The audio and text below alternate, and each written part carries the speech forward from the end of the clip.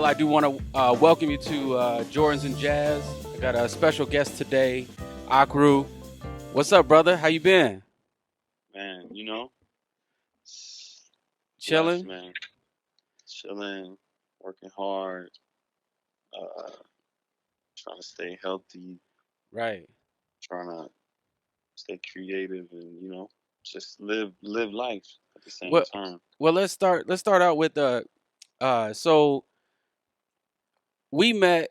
Where were we working at? We're at Macy's. We're working at we're working at Macy's.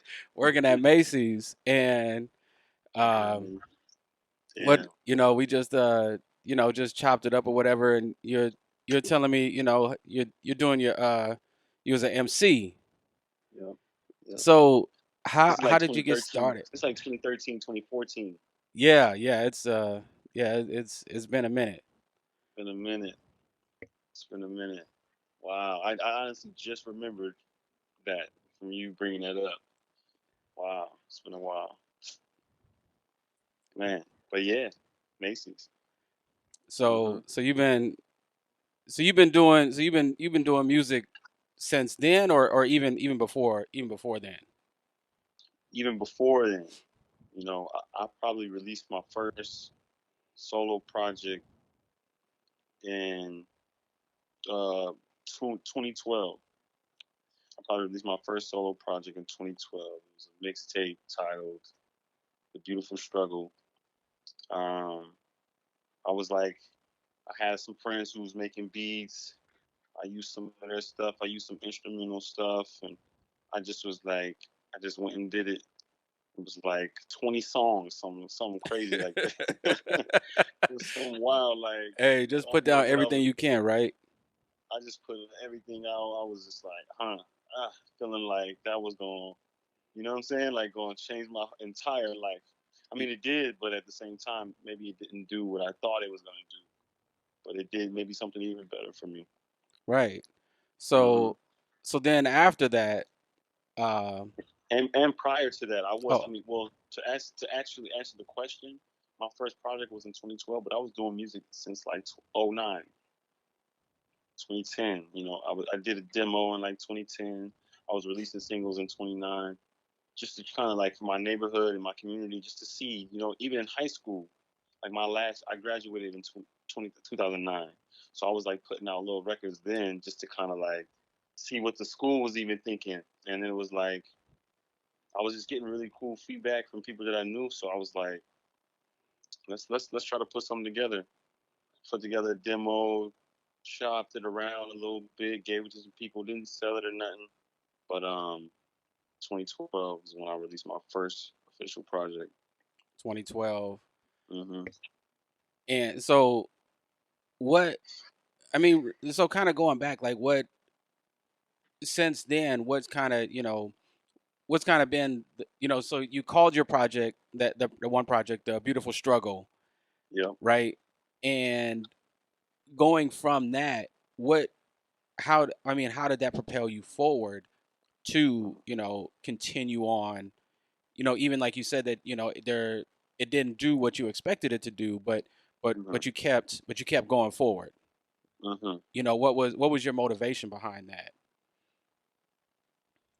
Yeah, man.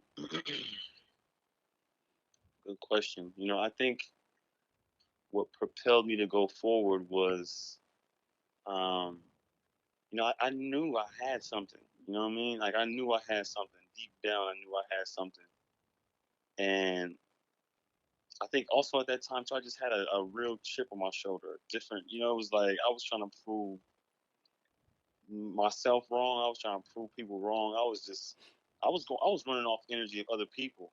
Okay. You know what I mean? I think I was running off the energy of other people. Like, you ain't saying nothing about my project? Okay, bet watch next year. Watch this. You know what I mean? It was like, it was like it was friendly. And like it wasn't no ever anything like crazy, but it was like that was like the way it kept me going to like just to show people I had it. I had something. You know. So yeah, I think it was like that chip on my shoulder was standing tall. Okay. So You know you, what I I mean? mean, So like you're not gonna tell me I'm not gonna do this, right? Like this is Yeah, exactly. It was like, what? Like, oh yeah, I shouldn't be. I should just hoop. I should just play ball. Okay, watch. It's like I got something to say. I got words in me. Like you, like I want it to be heard. Like in a different way. I want it to be. I think also being seen wasn't like the want as necessarily because I grew up playing ball. I traveled all around different states and stuff like that. It was like I saw what it was like to get attention. You know what I mean? To hmm to be good at something and get attention, but it was like I had something. I felt like I wasn't being heard. It was like with that even being a ball player and like being nice at that. It was like no one want to hear what you got to say when you playing ball. They want to see you shoot. They're like shoot the jumper. They want to see you cross somebody. They want to see you like dunk or something like that. Nobody want to hear what you got to say. And I think I always had a voice in me that I was like, oh, I got some stuff to say. So I think that's yeah. You know what I mean? Like that and people like, oh, you're not gonna tell me what I can't do. Nah, I'm about to make this happen. So yeah, it was a bit of that and some other stuff too. right, right. So Mm-hmm. fast forward, right? Mm-hmm. Fast forward some time, and you move to New York, Yep. right? Yep. Tell Yep. me what you know. So what was the motivation to move to New York? Where you at now? You in Brooklyn or where you at I'm now? in Brooklyn. You're Yep. in I'm in Brooklyn. Bed-Stuy. I'm in Okay. Bed-Stuy. I've been in Bed-Stuy for about 4 years now. I've been in Brooklyn for about 6, 7 years, damn near. hmm But I was in Bushwick for a little bit, for like a year or two, and then moved over here to Brooklyn or to Bed-Stuy. Yeah, man. Brooklyn is like, what it was? I was working at the airport at the time, and I think that really sparked me. I never had the chance to go to New York actually, and I was working at the airport at the time. This is 2013, 2012, so this is around the time we meet. Okay. This is around the time we meet. I'm working at the airport, and I'm like, I'm deep in the music too. I'm like, I'm putting out projects. I'm doing shows. I Barely mean, you seeing you any got me to do a money. couple shows. Like Yeah, you're like barely. Juan, come and do the show. I'm like I don't. I mean, I don't know. You're like nah, you got to do it. Like you Yeah, even you made me go and perform. It was like you're like nah, you got to do it. I'm like yeah, all right, let me yeah, do it. no, and it was lovely too. I remember your mom and your pops came. I mean, we did a few, right? We did Yeah. one in St. Paul. We did some stuff, and like, we did a few little things, man. Yeah, that was it, man. It was just like, I was working there. I was working two jobs, working at the hmm airport, working at Macy's. Right. I ain't sleeping. It was like we not getting we gonna put this out. We gonna get this work to the people in some way. They're gonna hear these words. hmm And I was working at the airport, and I'm telling you, like, I literally was not getting no sleep, bro. Like, it was wild. It was like some of the most unhealthiest Man, stuff to hey, be when doing. you're It was young though, like, you can put your body through that stuff. When you're yeah, young. definitely, definitely. I'm 30 now, so it's like, yeah, we're relatively young still, but then it was different. Now I wouldn't even think to put myself through that. Like I would think a lot smarter. I would Oh just think a yeah. whole lot smarter so I could get it done. Um, but I was trying to get everything done. I was trying to make money. I was trying to I was trying to get the free flights. Oh You know yeah. what I mean? I was attached to that airport gig. Um, but then at the same time, I was so invested into the music too. I mean, like now, but then it was even different because I was just so hungry for, like I said, it wasn't the attention thing. It was like I wanted to put out music. I wanted to put out projects. I wanted to completion. Right. It was like That execution. It the was the like, process. You wanted to go yeah, through I that wanted to be process. in love with the process. I wanted to like feel that, like, man, what is these guys? What is it? Yeah, I'm hearing these albums from my favorite artist, Nas, Ludacris, you got whatever the case is, you name it. But I'm like, what is it that what does it look like beyond the completion of it? Right. And I wanted to get that process down and fall in love with it. And that's what it was. That's what had me going. And I was working at the airport.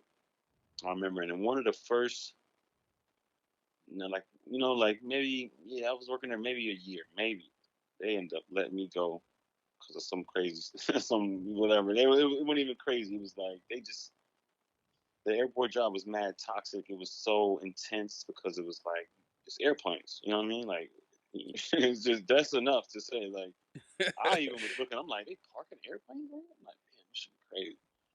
This shit wild. But yeah, like took a few flights. One of my early flights that I took was a trip to New York, and I was so hyped, and I was invested into like going to see what New York was about. I had a friend who was living out here, and he was in Bushwick. He was in Bushwick at the time, and I actually flew out with a friend, a lady friend of mine. We flew out together, and then that was my. This is like 2013, 2012. No, this is no sorry. This is not 2012. This is 2013, 2014. Yeah, so this is early though. I think this might have been even before I was working at Macy's because I was working at the airport and I was doing valet at the time when I Oh, first got there. just So I was just any like, job you can get, right? man, any job with some tips, with some Oh cash. yeah. I was like, I would leave the airport. I would have to be at the airport at like 4 a.m., mind you. 4 a.m., bruh. Mind you, I had to be there at 4 a.m. coming from Northeast Minneapolis. So I'm like 20, 20-minute drive downtown, hopping on the train or biking downtown, hopping on Oh, so the you was light so you rail. was you wasn't even driving at the time to just to get to the Mm, airport. Nah, I wasn't Yeah. driving. I mean, I had my L's, but I was going through But I the mean, transition still, with the but car. how's parking? I mean, I don't know. I ain't worked at the airport, but like just to Oh, park down there. oh my goodness! Like it was crazy, bro. It was like you Right. gotta park. You park it and you gotta travel 10, 15 minutes just to get to clock in. So if it's like if you late, you late. You know what I mean? You knew. It was you like you late. you late. You know what I mean? Like you had to really be your scheduling had to be top notch, and that in the airport it was like it's older people, moms, dads, and stuff like that. Hmm. They've been through this young hustle and bustle stuff. They like what they got they husband got a great job and they just doing it for the fun, just to get the free flights and stuff like Right. that. You know what I mean? It was like they had a whole different mindset. You could tell because they just moved differently. The young cats, me and my peers, we was creeping through the airport. You could just tell it was a different energy. But yeah, I was working at the airport. I was doing valet. I would leave the airport, so I would be there at 4. I had to do like left at like 2 something, maybe 2 p.m. I would leave there, go to do valet, straight downtown Minneapolis. Do Hmm. valet for 2, 3, for like 5 hours. Make my money, go home, work on music. Right. Sleep for like 2, 3 hours. Get up. I wasn't working at the airport every day, but my shifts, like you could switch shifts a lot, and it was like I was working, and then you could just stack up your hours, and then you could stack up your hours, and you might not work for a whole month because you could switch shifts and stuff like that. So I did that a lot. I would work, weeks, just working, and then it was like I could be off for like three weeks, three Oh. weeks, which was lovely. It was like 3 weeks to a month. I would fly wherever I wanted to go, had money, little stuff like that. So it was an exciting time, I must say. It was kind of cool. Hmm. Right. So now you in New York. Figured out Uh-huh. how to you figured that out. What Mhm. so what you been working on since you've been in New York? Like what kind of projects or shows you've been doing? Well, now it's difficult, right? Because of the pandemic, Yeah, the shows and everything like that. yeah, yeah. It's been the last year has been really mundane as far as like performances, what performance wise and whatnot. Definitely had to switch gears a little bit and just, I mean, still, of course, I guess I could perform in my crib. Like I don't know. I can flip the camera real quick, show you what I got in my living room Yeah, real yeah, quick. you can flip it. I'll show you real quick. But like my living room, I got my crib is set up like, Oh yeah, oh drum set and everything, huh? like it's like as soon as I walk in, it's like let's figure this out. Let's figure out how we gonna get creative today. I got my desktop. I got a desktop. I got some turntables over there, mixer, microphone, um, and whatnot. So that's kind of like, and that's more recent. I've always had the equipment in here, but I more recently just brought it downstairs to my living room. Um, but yeah, so yeah, I got to Brooklyn. I visited one time, coming to the, was a visited one time, you know, uh, working at the airport. Came with a friend, and it was like it was a really good trip. I was with someone. I was with a friend. I stayed with a friend. It was cool. Not too long after, I took another trip out here alone, and I got to really soak up like what New York, Brooklyn was at the time, and this is like 10 years ago. So it's even a lot different than what it is now. Like New York, even 10 years ago, at that time was like, I mean, it was another world. I mean, and then just like it was 10 years before that, it was like it was more of what you may think of New York to be. Now it's a little bit, you get a little bit, more of maybe what we know of in Minneapolis. You know what I'm saying? Just a little bit. You got more Okay. white folks coming around and stuff like that. You know what I mean? Like Hey, they hear, they definitely making it known that they pulling up and owning properties, or moving in, renting properties. right. Um, but it was like that second trip was really interesting to me because I was alone and I just moved around on my own. You know what I mean? Like that first trip, I was with a female friend, and she, you move with, had to kind of keep it. I was doing my thing, but at the same time, I was like, you know what, we're gonna keep it cool. Second time, it was like worthwhile. I met, networked people, went to shops, and blah blah. And then I came out a third time, and the third time I came out was like I came out to help a friend. He was like doing an event, whatnot. Okay. He was doing it, and it's funny. He was doing an event at this place, and it's around the corner from where I stay now.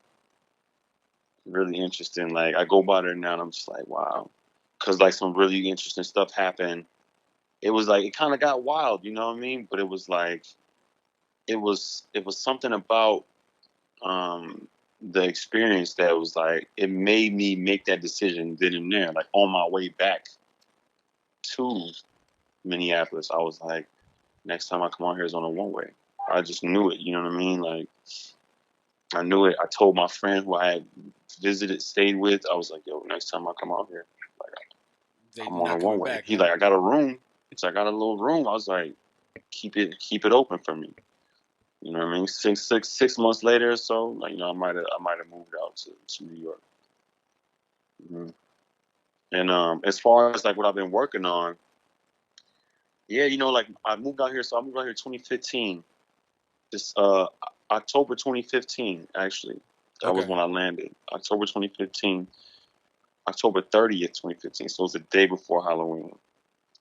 And I think the first day I landed, I landed. I met my boy downtown. He was working in Tribeca. I met with him, grabbed the keys, Ubered or whatever, straight to Brooklyn, and set up and made a beat. That like the first 30 minutes, I set up and I was like, let me. I had to know. I was like, let me know if what we doing is right. I was like, I gotta test it. That was my tester. I cooked up something and I was like, yo, I was like, bet. And then I like left the crib and I just was like going around. But that was like my indication. I was like, all right, we here. The vibes is here. I can cook up. I got some space. Let's go. Hmm. And so you said you were networking. Who like so as far as like right now moving forward, you know, Yeah. you've been working with just people out in New York, or you've been working with other people just throughout the country or elsewhere, or just working. I mean, just working on your own projects.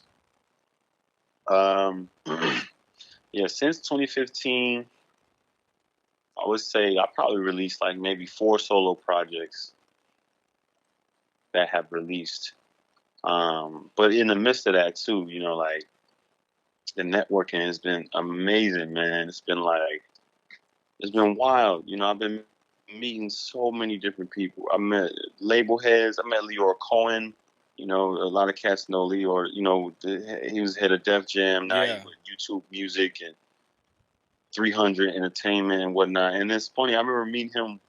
It was on a whim. It was like a year or two into me being in New York, but it was like I was in the city. I was in Manhattan, and I'm leaving work, and I'm with a colleague, and I'm just walking. He talking my ear off, but we just walking to the train. You know what I mean? Yeah. And I just happened to peek up at this one little falafel spot called Tame. It ain't there no more, but I remember peeking up, and I just saw. I was like, hold on.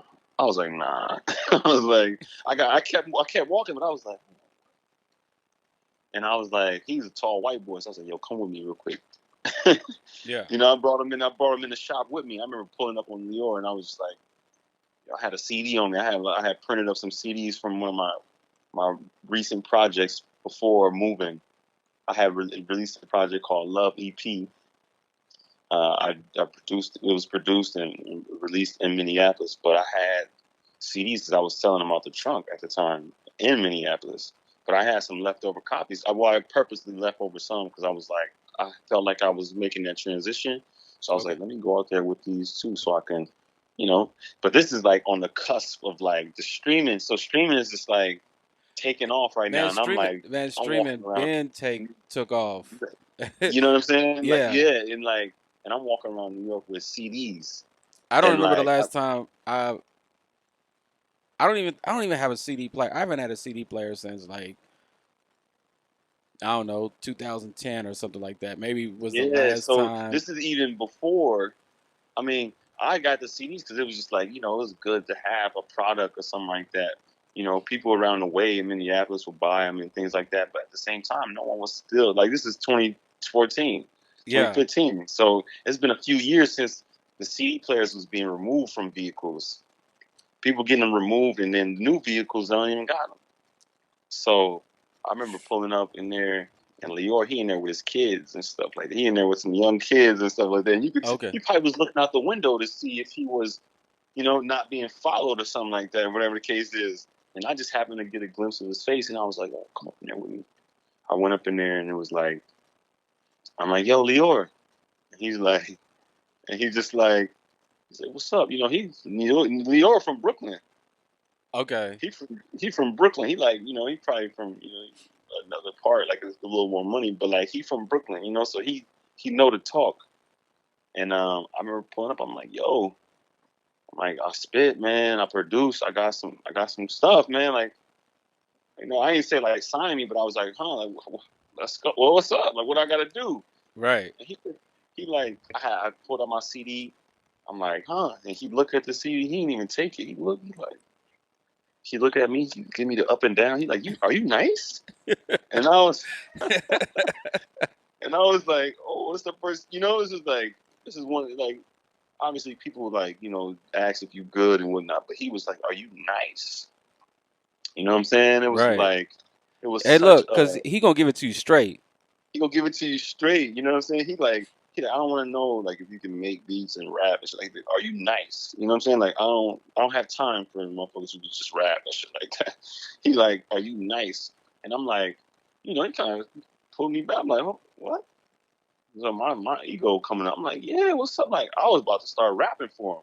You know what I mean? But he didn't want to hear that. He like, man, what's up with this CD? He like, we don't. It's like, bro, like we're not taking CDs, man. We're not taking CDs. He like emailed me. He told me to email whatever the case is. But I'll never forget that because it was like he was one of the first cats. I mean, it was so Brooklyn, it was so New York, but it was like so professional at the same time. It was like he like, are you nice? Because you got to be nice to get it out here. You got to be nice. Like it ain't even. And also at the same time, it ain't even about talent too. You know what I'm saying? Like you got to be nice at networking.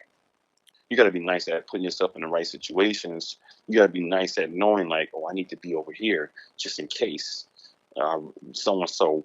gonna come by here. I heard so and so be over here, so I need to be over here.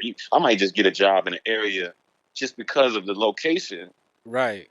Not even I hate the job. I don't even know what I'm doing, but I'm like I'm just here because Andre 3000 walk by here every Somebody day. just you never know who you're gonna bump into, and they Mm-hmm. might need something, and you're like, oh yeah, I can do that. Exactly, exactly. So that was like, and even before then, even before that incident with Lior, I met some few other people working with label Rock Nation, and went to warehouse parties, and Kanye pull up, ASAP Rocky, they there, and like mingling with all these cats, and getting a chance to really like understand what it is to be a high caliber artist. You know what I mean? Like at least to work the rooms with these guys. You know what I mean? Right. And I think that was like when like that first time beating Lior, it was like that was a real eye opener. You know what I mean? Because like, of course I'm nice. I think I'm nice. You know what I mean? But it was like how they gonna know you nice? You know what I mean? Like how they gonna know you nice? Like yeah, you putting out music, whatever the case is. But like how they gonna know that you nice and you need to be heard and you need to get these same opportunities that all these other cats is getting. Right. Um, but that was one for the books. I'll never forget. He said, "You nice." Are you And he nice? tall too. He tall too. He looked me up and down like I was.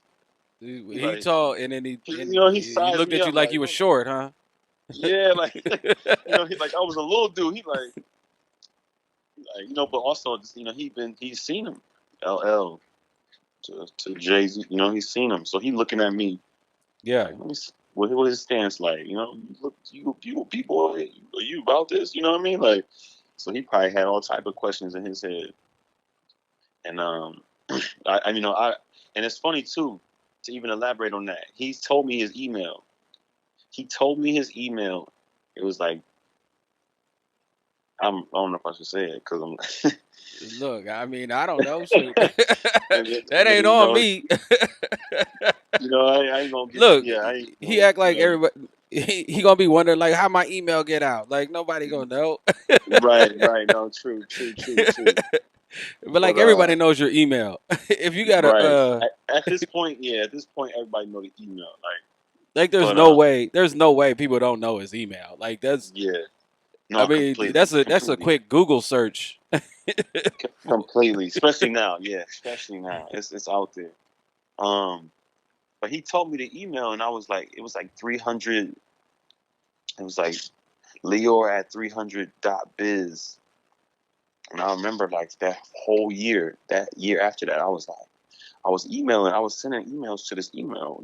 Every time I dropped something, I'm like, Yeah. and it kept coming back failed. It was like the address was wrong. And I was like, man, he told me this in the email. I'm like, he wouldn't lie to me. I'm like, come on, man. What? I'm like, he wouldn't. If he was gonna lie to me, he would just not told me. You know what I mean? I was like, and I think it was like, I think the email was like Leor at 300.biz, but I was spelling 300.biz, and the whole time it was Oh, it's spelled 300. out. It was 300. And Oh. I only, yeah, for the whole year, a Oh, year I something. mean, to be honest, I was that's what I was expecting it to be 300, like 300. Yeah, because that's what the label says. It's 300. If you see the label anywhere, the logo is 300. And I Yeah. was like, that's what I was putting. It was fail, fail, fail. I'm like, man, this is crazy dude, and blocked my email, Yeah. and showed me Actually, the email, blocked everybody but email. I don't think he's at 300 anymore though. I think he's got Nah, something he's else not. going on. Yeah, he's at YouTube Music. I know that. He probably still got something else aside from Oh, that okay, too. yeah. But I do know his son is at 300. His Oh, son is okay. like Aziz, or his son's like Az. I think his son took his situation, his position, and Okay. whatever he probably passed it down to his son. Um, All I because he gotta told say me is watch he told me out. his son You as know well too. they signing you to 360s over there, so you gotta Oh yeah, watch. yeah, no, no, completely. That's all they doing to everybody Yeah. else. And I was this is like I'm 20. 26. You know, at the time, I'm like, Right. I'm just thirsty. I'm like, man, like somebody throw me a bag, So please. Like, I mean, so then I mean, how do you feel about that? I mean, as far as the deals that are out, right? Because right, like you've been through it, right? You've been doing music for hmm and for a period of time, staying on your grind. Like I know many people that you are one of the more consistent people that I know still hmm doing music. hmm So it's kind of, how do you feel about, what how do you feel about that balance between getting getting a deal, being able to get your music out to people in mass, having that marketing behind you, hmm compared, but then also them taking a percentage of everything you do. How I mean, how do you feel about that? Like what Yeah. what are your thoughts about that? You know, at that time, So I mean, I okay, would say, so I mean, so that's going back, right? So at the time when you first meet them, right? Like mhm, you're like, hey, I'm I need to do interested. whatever I got to do to. Exactly. I'm interested. I'm really open to the opportunity of like getting a deal and might just mess my whole life up. You know what I'm saying? Well, Like, I I'm wouldn't say it like mess your whole life up, but still knowing that. releasing music wise though, you know, like I think once you get into a deal like such, you know what I mean, not Hmm. that you can't get out of it, you know what I mean, but there is, if you're not an artist that was like on super high on their radar, your Yeah. leveraging is different. You know what I'm saying? The leveraging you can get from what they're offering is Okay. different. And at that, especially at that time, I was running up and I was running into music studios just like, yo, I'll enter, please, like Oh. out off the floor. Like my first week, I remember I was just, they were like, how you get in here? I'm like, I looked up the email, I looked up the address, and I was like, I just had a list of studios. I'm like, I'm going here today, I'm going here, I'm going here, I'm going here. Are they all in the vicinity? Bet. Just running up in there with a resume, some CDs, and they'd be Hmm. like, in the middle of a session, like, who the hell is this dude? Like who? How did this dude get in there? Yeah, like just literally just busting in the door, like, yo, I got a CD. They're like, just leave your resume or something. Like, yeah, barely got response from anybody. You know what I mean? But yeah, that's like, it made me think about these young cats, especially now. A lot of young cats they getting deals off of a YouTube video. Hmm. They're getting deals off a YouTube video, 10 million views. I mean, which is wild, you know what I mean? But they doing the shock value, whatever's going on in the video. You might have straps, you might have whatever girls all in it, whatever the case is, and your video hits, and you got you got a bunch of views on your video, and now you get signed off of just a music video. So now you're looked at as this type of artist for this label. They like, yo, we want this is what we want from you. You got 10 million off the YouTube. Now that's all they pushing you towards. It's Oh, like and so you got they to ain't even keep really doing thinking like about you full you got to keep projects with doing that you. wild kind of. You know what? Yep.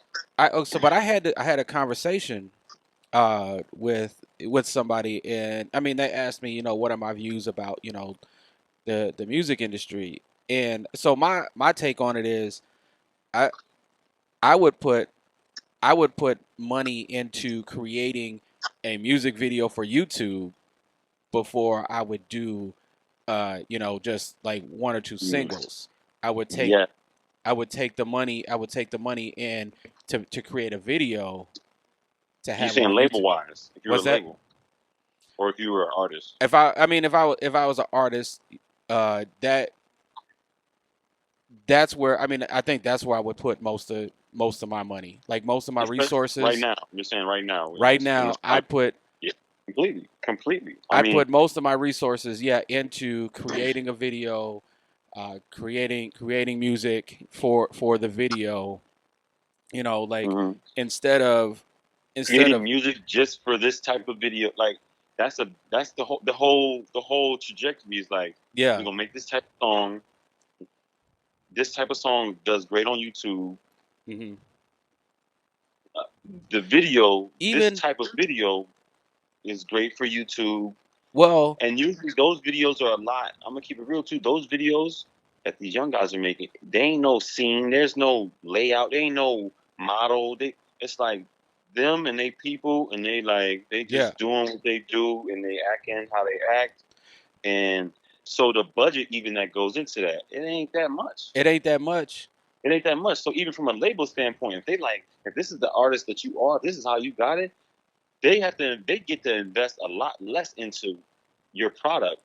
Well, even I mean, but even if you think about like what's kind of hot right now is those tiny desk performances, True, right? true, Like true. I would, I I mean, like those a lot. I mean, see, you know, just when you bring it up, you're like, oh, hold on, I like that, right? Like that no, yeah, idea, no, completely, completely. I think that works. I mean, even if you're not on Tiny Desk, like if you could do that yeah, in your own capacity, which is like, people are trying to do that, right now. It's a hmm, big thing right now. I'm working on something like that right now.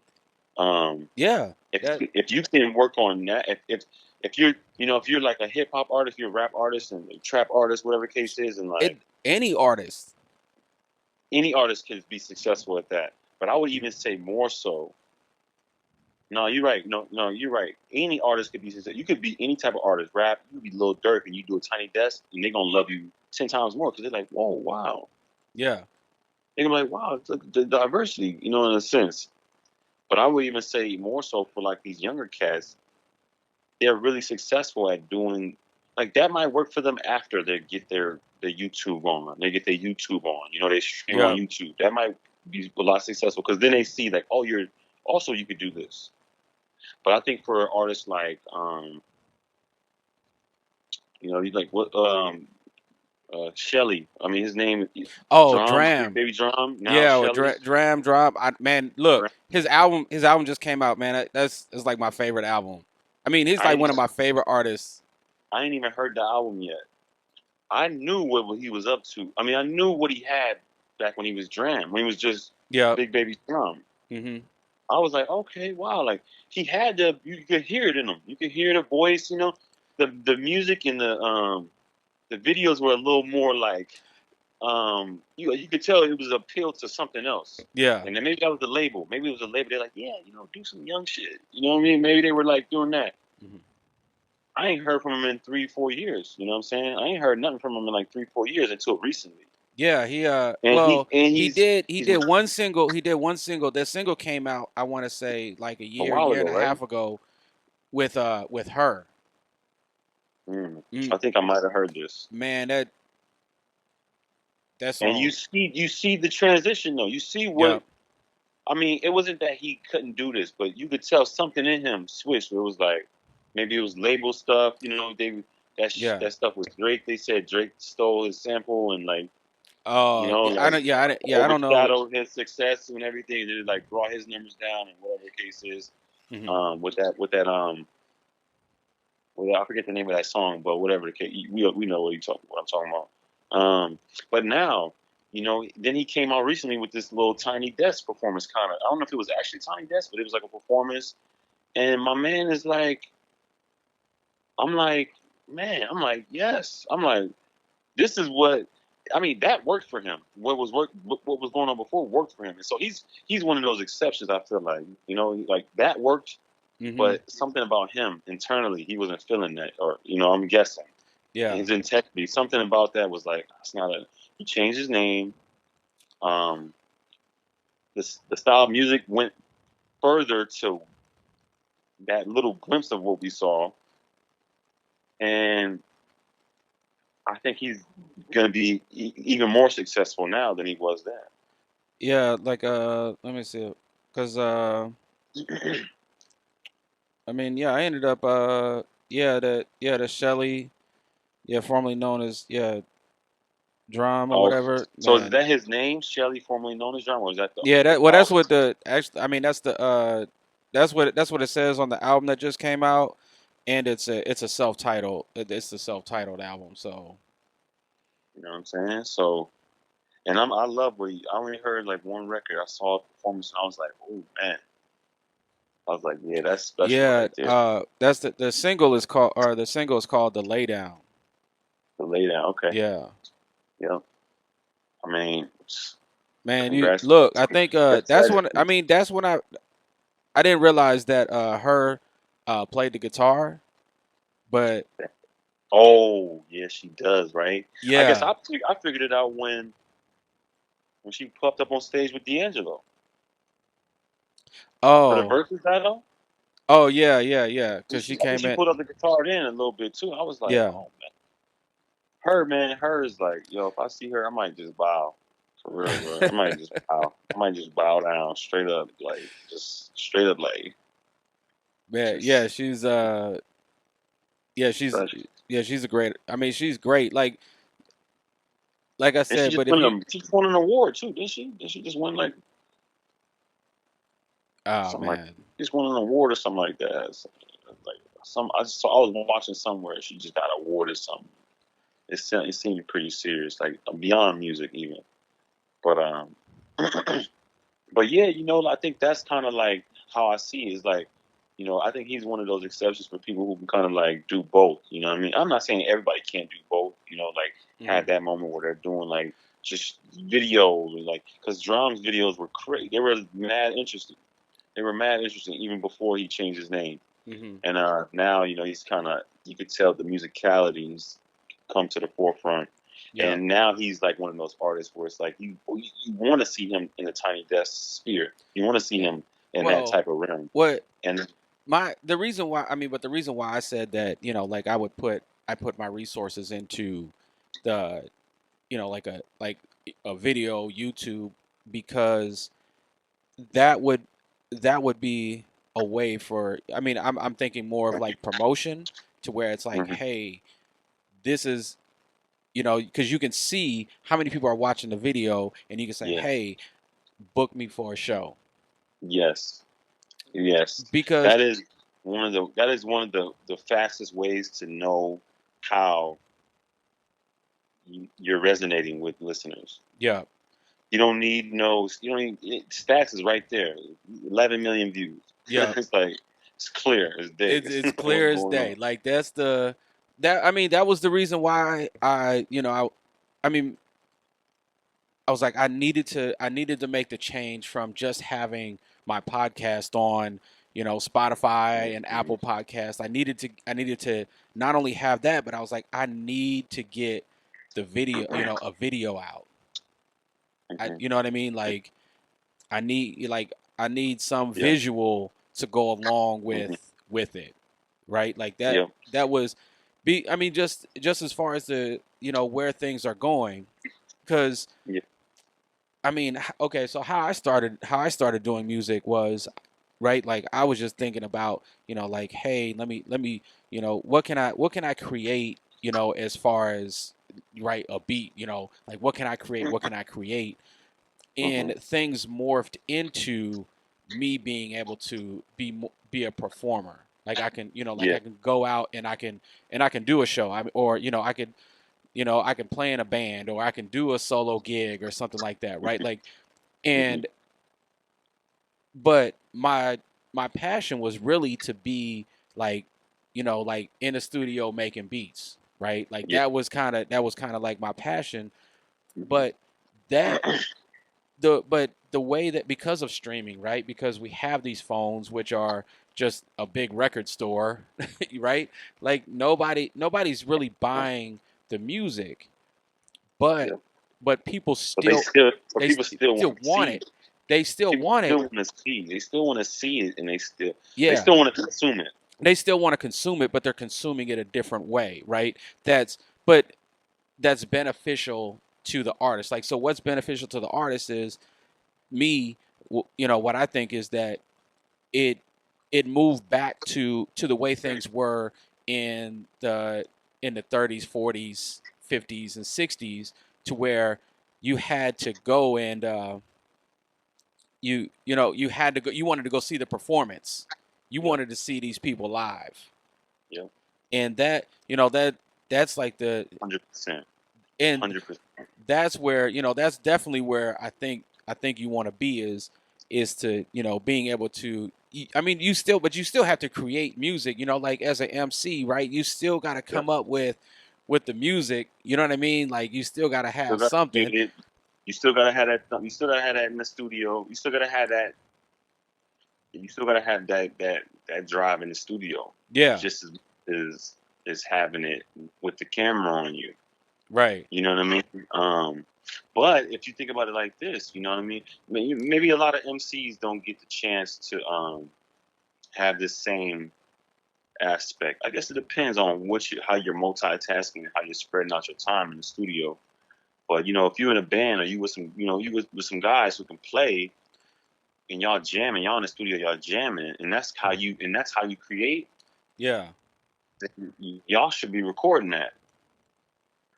Y'all should be recording that. Not just the audio, but y'all should be recording that visually too. right. Like That, but that's what I'm because saying. Like then, it's you. It's hmm especially. I would say, especially like like a if yeah, if it's a band, I'd put like I said, I'd put the money into creating some type of capturing it on video compared to hmm just sitting in the studio. Excuse me. bless you. Thank you. Just instead of just sitting in the studio trying to recreate it, like you could, you make videos and then put it out and then try to get your shows booked on that. Yeah, 100%. Yeah. I Yeah, think that is it's that's where we at right now. right. Like more than ever. And yeah, like if you can get some guys in the studio with you, or if it's just you as an MC, you know what I'm saying? If that's just you just rapping, you know what I mean? Set up a camera, catch yourself recording them takes, catch yourself do a little performance of the record. You know what I'm saying? For the Right. camera, like the studio, just do it. You know what I mean? Right. And document that, save it, stack them up. You know what I mean? Whatever the Mhm. case is, figure out how you want to release it. As when your project is ready, maybe you put all of those little jam sessions out with the project, or whatever the case is. Maybe you use it as promo. It's endless. You know what? So this is crazy, right? So we talked about the streaming thing. hmm Is the streaming actually bypassed that, right? Like so the record companies, what they really wanted to do is they wanted to go from CDs to DVDs. that's what they wanted. Yeah, that's what they wanted, right? Because well, one, right, like what were CDs selling for? Let's say CDs were selling for $15, right? Max. You know, Unless it was like a deluxe or I'm something like just, that. let's just say like CDs were selling like let's say $15, right? hmm Well, hmm what's the DVD gonna sell for? 25, 530. right? So, hmm but now with the DVD, you can put the performances on there. You can put the videos on there. You also got the album. So you got True. this. So you're buying this whole package.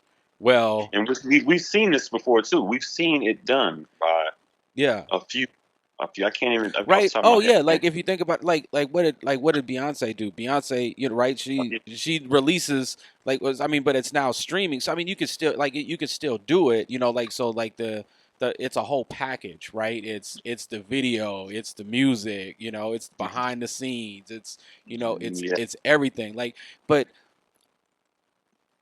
right, like I mean, but as far as but she has the budget to do that, or other artists have the budget to do that. Who yeah, like Frank Ocean. Remember when Frank Ocean? I think one of his last projects, like it was Oh yeah, yeah, right. He did a visual album, and it was yeah, like he wasn't performing at all. He was like building something, but it worked. You know what I'm saying? Like it yeah. works, and they ate it up. They ate it up, and I think honestly that music in that project, I liked it a lot actually. Like it was looked over, and Hmm. obviously it was for him to get out of his deal, whatever the case was. But I really enjoyed that music because I had got a chance to listen to the music without the visual. So one of the homies sent it to me, and I was like, oh, this is actually even more appealing without him.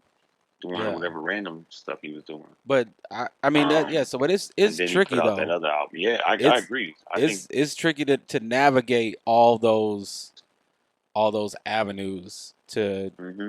I mean, what I'm saying is the days of sitting in the studio like Dr. Dre is Uh, is oh, over, right? Unless you Dr. Dre, unless you're unless Timbaland, unless you right? Timberland. Unless you're Swiss Beats, unless you're Scott Storch.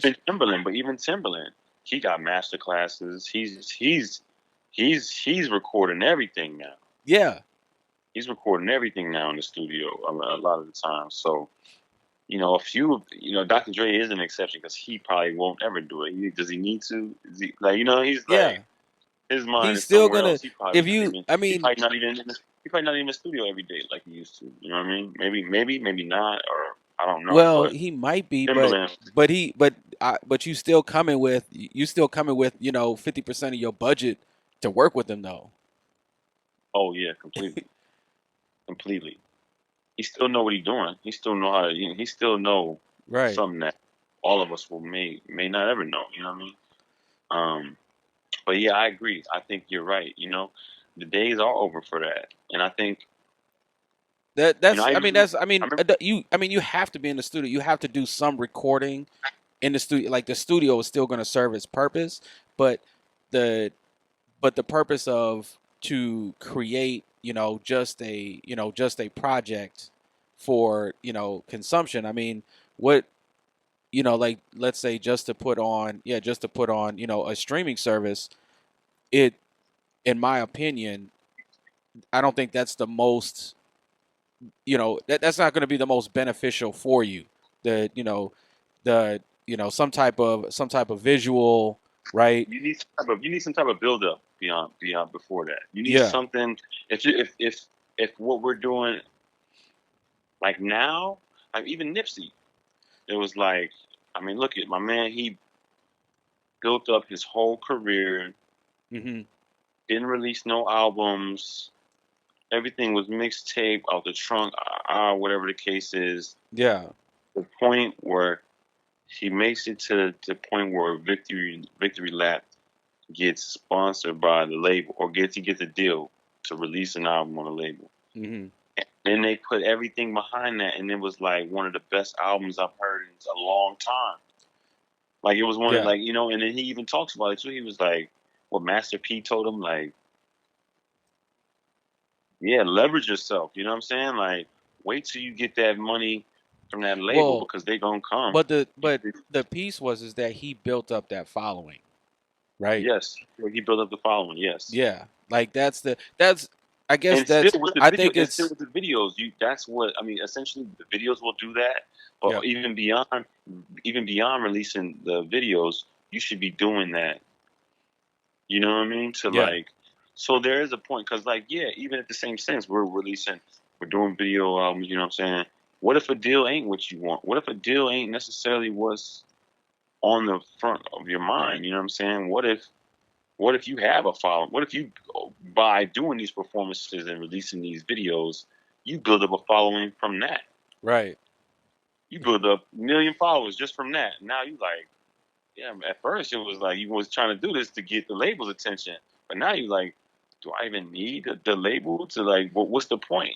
So then you could take a hmm, different route, whether that's staying completely independent, doing something like what Frank Ocean's doing, or what's that dude named Russ?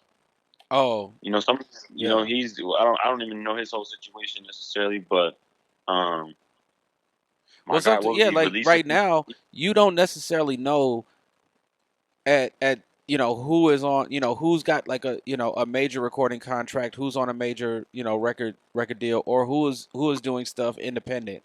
Like Mhm. it's it's hard to tell Hard to tell.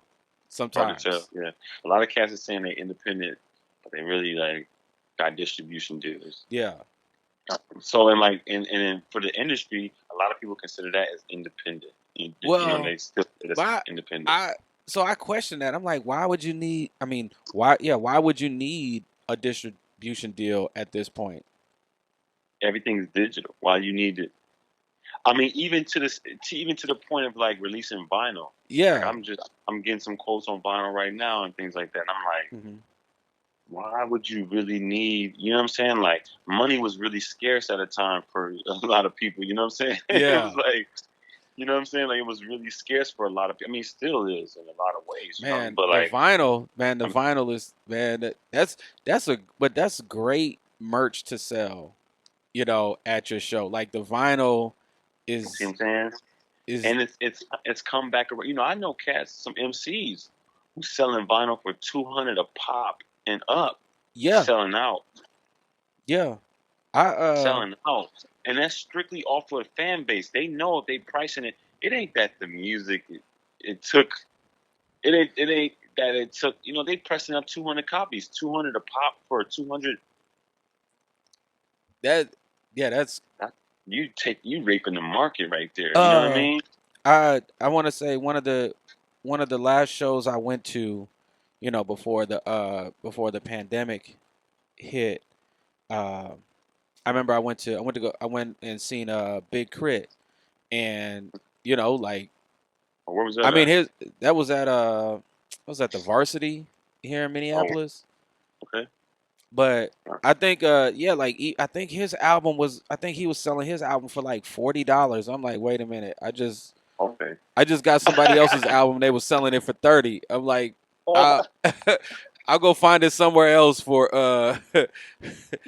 I was like, hey, I So he was already selling it for bought 40 at the show. At the at the show, you show. mean? Was it a vinyl or Yeah, what? it was vinyl. It was vinyl. See what I'm saying? Yeah. Saying? And I think the cats that I'm talking about, like I'm talking about like these cats who was selling the vinyl for like 200 a pop. I'm talking about your old Drew. I don't know if you're familiar with your old Drew. He's like a Russian cat from Brooklyn, like Coney. Nice with it, like wicked slow. I actually saw him for the first time in Minneapolis at um Fine Line, I think it was. He was opening for Prime, Royce, and Oh, hold on. What? he I was was opening at for Royce. He was I was opening for at that Royce show. and Premiere. Yeah, I think I might have saw you. I think I might have bumped into you. I think Man, I might have look, I seen was you. lit. I'll put it to you Yeah, I like think I that. might have seen you that night too. It was a wonderful show, and he opened up for these cats, and I'm like, who's this white boy? Oh, This I at the must have time. got there. I must have got It's there late. I must have got there after that. I'm trying to oh yeah, think. he opened like he opened up like Oh, he wasn't on okay. nobody's radar like that then. Yeah. Unless it was like in Brooklyn. I seen him on stage and I'm like, dude, nice. I'm like, he gotta be from here because I. he rushed, he was looking like you know, like oh, Cassie. So Mhm. I go up to him, I'm like, yo, man, like, I'm like, I got some beats, bro. You nice, bro. I got beats. I'm like, you from here? Like, you from Minneapolis? He looked at me like, from Brooklyn. And I was like, oh, I was like, okay, word. I was like, all right, my fault, bro, Yo, my yo, fault. yo, yo, relax. I was like, Like, my yo, fault. I know. relax.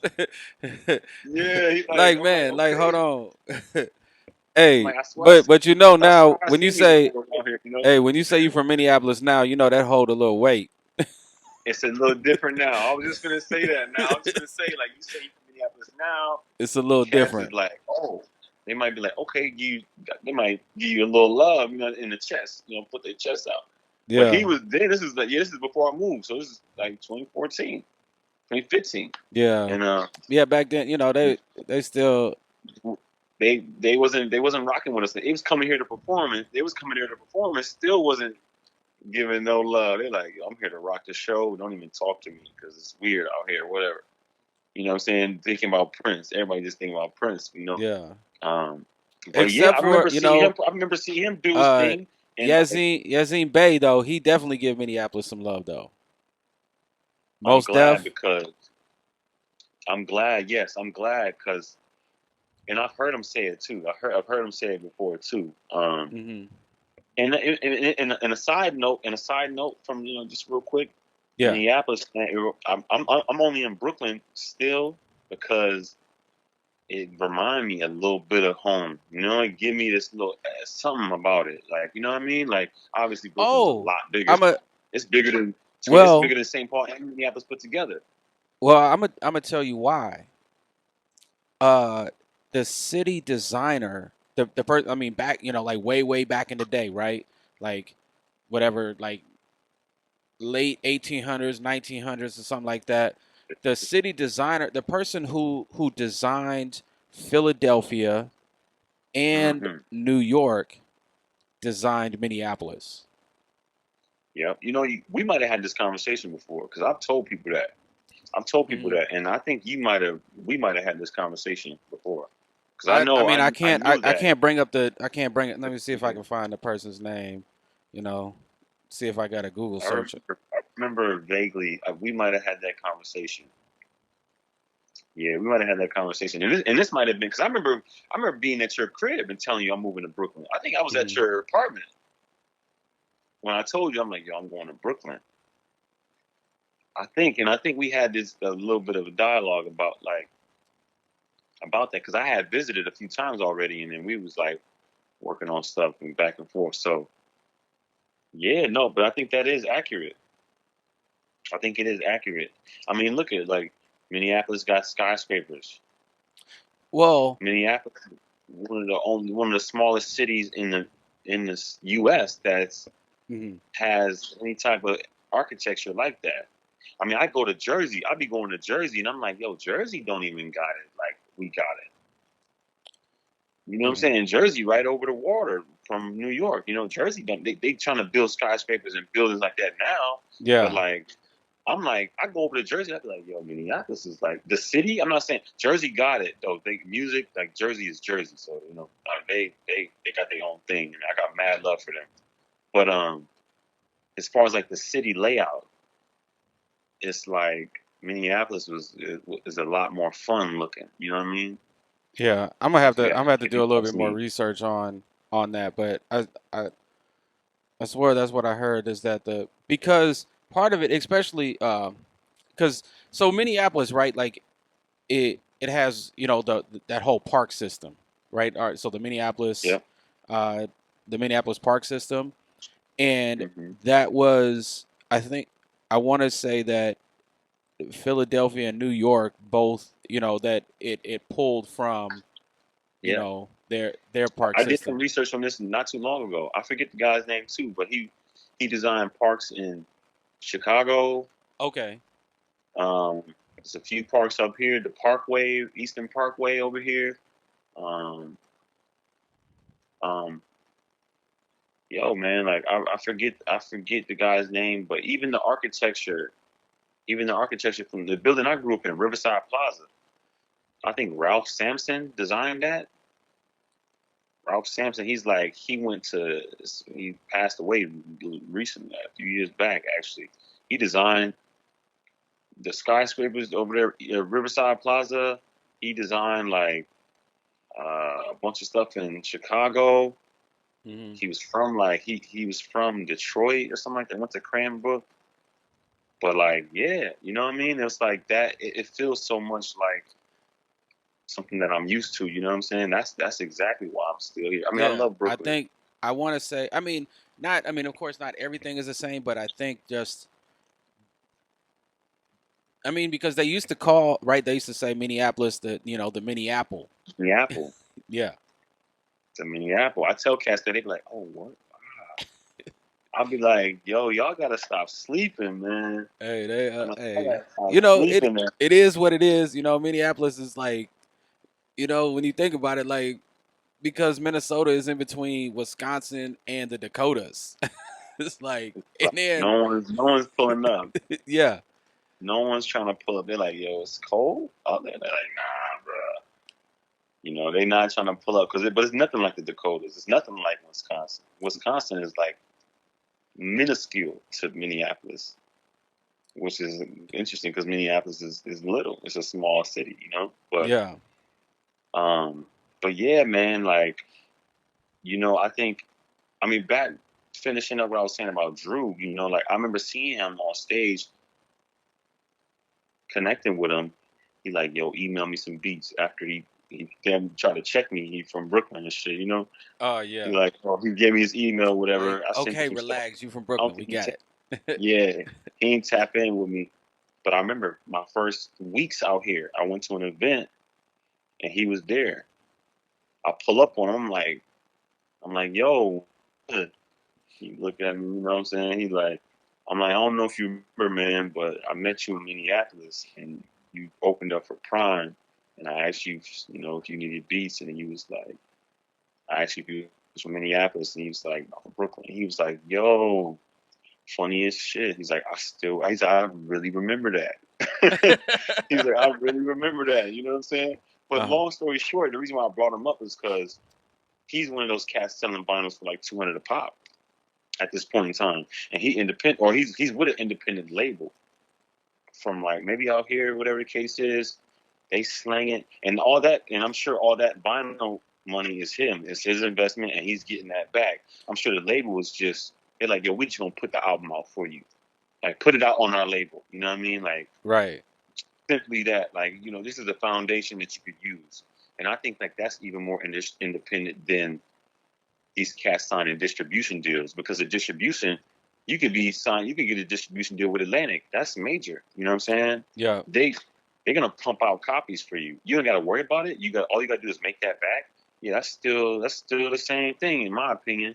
These cats is like he with an independent label, they like only thing we doing is putting it out on streaming, basically, for you in a sense. You know what I mean? Yeah. Basically, using our house to house your stuff.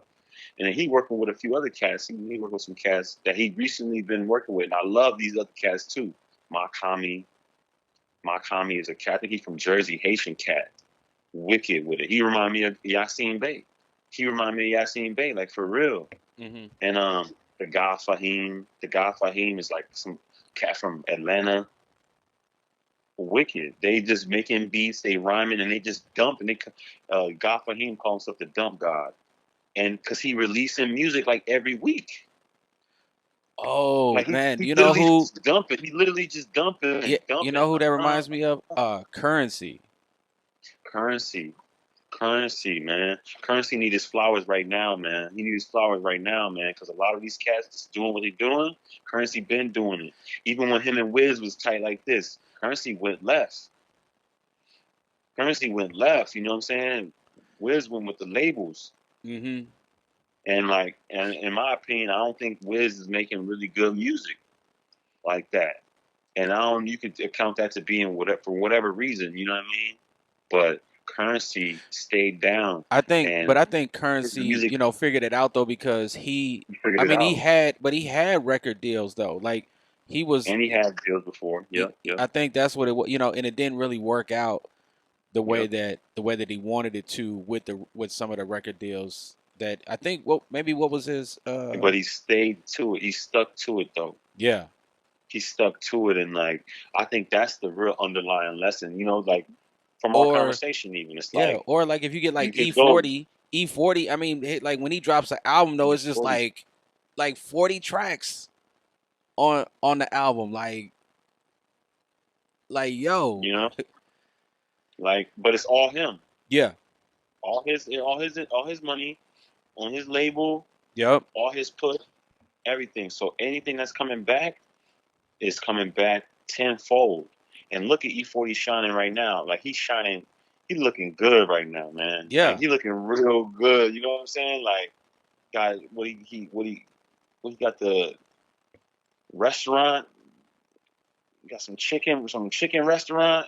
I Yeah, don't I even don't do know. chicken like I used to, but I'm like, I might just go ahead and order some shit from there. Right. He got some liquor. He got a liquor thing, and it's all about that investment, man. Back to what you were saying, as far as like, what do you know what I mean? Like, like what do you see it? Like, how do you see it for yourself? And I think that's really what it comes down to for a lot of people. It's like maybe get a deal. Maybe it's good to get a drum. Do a drum thing. Get in. Get your streams up. Get your access up. Or Mhm. Joyner Lucas. Okay. Yeah. Joyner Lucas. The boy nice. He got a deal. He did whatever he did. He got out his deal. Now now his fan base is what it is, and he eating. He touching all that bread. He touching all that bread. Right. So yeah, it comes down to like really what you want to do. For me, early on, when I was 26, I was really interested in getting a deal. I was really open to it. Um, whether if it was from trying to make something happen with Leor and them, or if it was like working with the ASAP mob. I was working with 12, and it was like I was like at one, and this was like I was a little old. I was like 20. It was a year or so later, a few years later. But I was like, when I started working with him, I was like, yo, in my head, a little bit, I was like, I ain't trying to be ASAP Ock necessarily, but like, Hmm. you know what I mean? If they trying to help me out and be supportive or whatever case is, or they see beneficial in me for them or for him, and I think he was working with RCA at the time. You know what I mean? So I met with them and talked with them, and I had produced a few records for him, and they were like, they wanted them so bad, but they, if you had samples, whatever the case is, they Oh, like, could to get that stuff not that cleared. they, yeah, it was like, not that they didn't want to put it out because of sample, but they were like, just because of what was going on right now musically, they were like, oh, yeah, like just trying to go with just trying to go with the wave. They're like, yo, but yeah, but these young cats is making music. They ain't using those samples, or at least it sound like they ain't using them. They're using or more modern sounds and things like that, Oh, that were easier to listen to, whatever the case is. And I think that ultimately that's where they wanted him to go. But we did a few good records, and I was like, he actually put out one of them too as well. But it was one of those things where it was like, even for me at that time, I'm looking at it, I'm like, man, this is cool. But I also at the same time didn't feel like it was my space. It wasn't the place for me. So it's right. like I'm working with him and I'm doing like I'm like, okay, this is cool. But I was also feeling like I pull a little bit of like, if I really want to keep working with them, I gotta do what they want. You know You what? know what I'm saying? Like if I really Yeah, want to keep it going, like I know the green light was there, but it was like if I really want to keep rocking with them and like maybe rubbing shoulders with they people and getting welcomed into the crew like that, I might have to do exactly what they want me to do, or the sounds that they rocking with right they now. And I want, just was like, and I mean, to that be was another honest, time where I had to look at myself and my integrity and be like, what do I want out of this? You know what I mean? Like, do I want to? Is that what I want to do? Um, and ultimately, like, and even in the midst of that, working with these people, one thing I always tell is like, yeah, you might have an opportunity come up, a label might want to sign you, sure, whatever the case is. Never stop working on your own shit. right. Never stop working on your own shit. Like, I don't care what opportunity coming your way. Keep doing what is speaking to you and what feels good for you and what the trajectory could look like for you individually and your people who you could give opportunities for, because a lot of the times a lot of the times what's it ain't the same, you know what I'm saying? It ain't the same. You might have to, like, in order to get on with them, you might have to cut all ties with your people just to rock with that.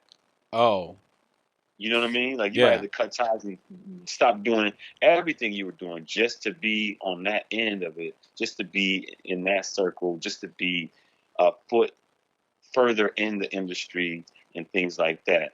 I mean, what I know, I mean, just with like myself, like like when, like if somebody's like, "Oh, I need you to make something for me," like put something together. I mean, I'm gonna put it how I feel, and then once if I start to get like input, like, "Oh, I want it like this," or "I want it like that," that just throws my whole vibe Yeah, because off. yeah, I mean, me too, me too. You know what I'm saying? Like, and I feel it 100% because that means ultimately they ain't looking for you, or maybe they're not Yeah, looking exactly for you. They're looking for they're looking for a beat maker.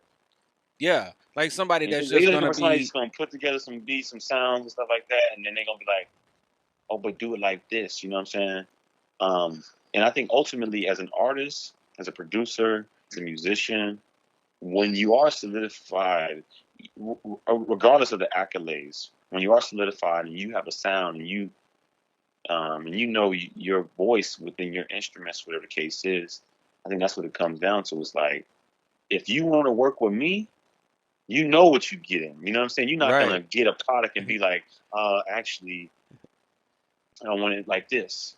So Yeah, it was like, I'm oh, you like, didn't really want my production then, or you didn't want yeah, you my didn't want that. verse. This is what I make. I'm like, either you like it or you don't like it. Like, and at one point in time, I think, I had to like deal with it. I was like, what? I'm like, they don't like it. But then I realized, I'm like, look, you either gonna like it or you not gonna like it. And that's Hmm. just what it's gonna be. I mean, I still have I have some people hit me up now and they were like, oh, they want to hear what you got. And I'm like, well, you coming at me all wrong. I feel like you coming at me all wrong. That's not the. I'm like, I mean, not to be. You know what I mean. Like, you want to hear what I got. I'm Yeah, like, I'm like, either but you you believe know, I got it or you don't.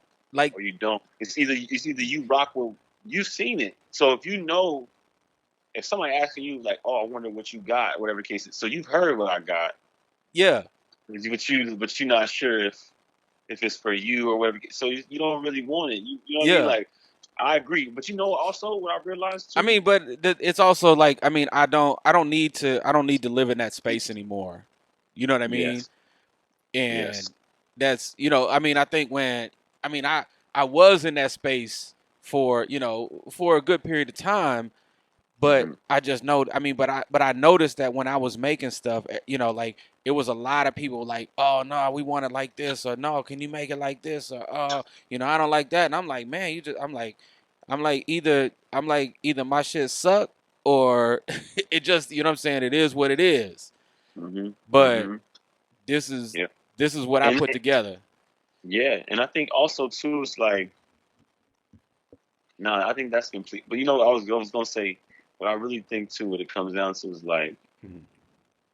man, and I think more people across the world are starting to see it, man. To be from Minneapolis, man, you know what I'm saying? It's like the man, we don't bend a lot. You know what I mean? We don't bend over backwards a lot. Because Yeah. it's like we coming from a really particular place, man, and it's like The for someone, yeah, like Prince, even they did it to Prince a lot. He was supposed to be on We Are the World. He like, they say he like, Oh no, I think, man, you he got was to like, I remember, do, you I don't do a guitar realize how solo. petty him and Michael Jackson were. I think Yeah, they were, and no, what was it? What was the I man? mean, I at least think Michael Jackson showed up though. At least Michael Jackson showed up, no, and but that was Michael Jackson's project. He wrote the song. mm, He wrote the song with Quincy Jones, and I think what happened is he wrote the part that he wanted Prince to sing in a certain register or range or something like that, and Prince mm, didn't really like it because but then he didn't but then what Michael didn't realize, there's a clip, and I want to say it was dang, who was it? Somebody went to go sing that part, right? That I think Prince was supposed to sing, and they even messed it up. And you can mm. see the look on Michael's face, like like he looked at him like, oh Yeah. man, man, there's a clip. But I want to say, I think that's what happened was is that he wrote a part like, but then what was Uh, it? Uh, I think Michael asked him to do. I think there's a clip of Prince talking about, doing. It was supposed to do bad, yes. and there's a Yeah. Prince talking about. He was like, there's a lyric talking about your butt is He mine. He said your said, butt is fine. He's yeah. He like, said, man, he you look, ain't he's sing. He said, talking to I me ain't. He like said, you that. ain't gonna sing that to me, and I definitely ain't gonna sing that to you.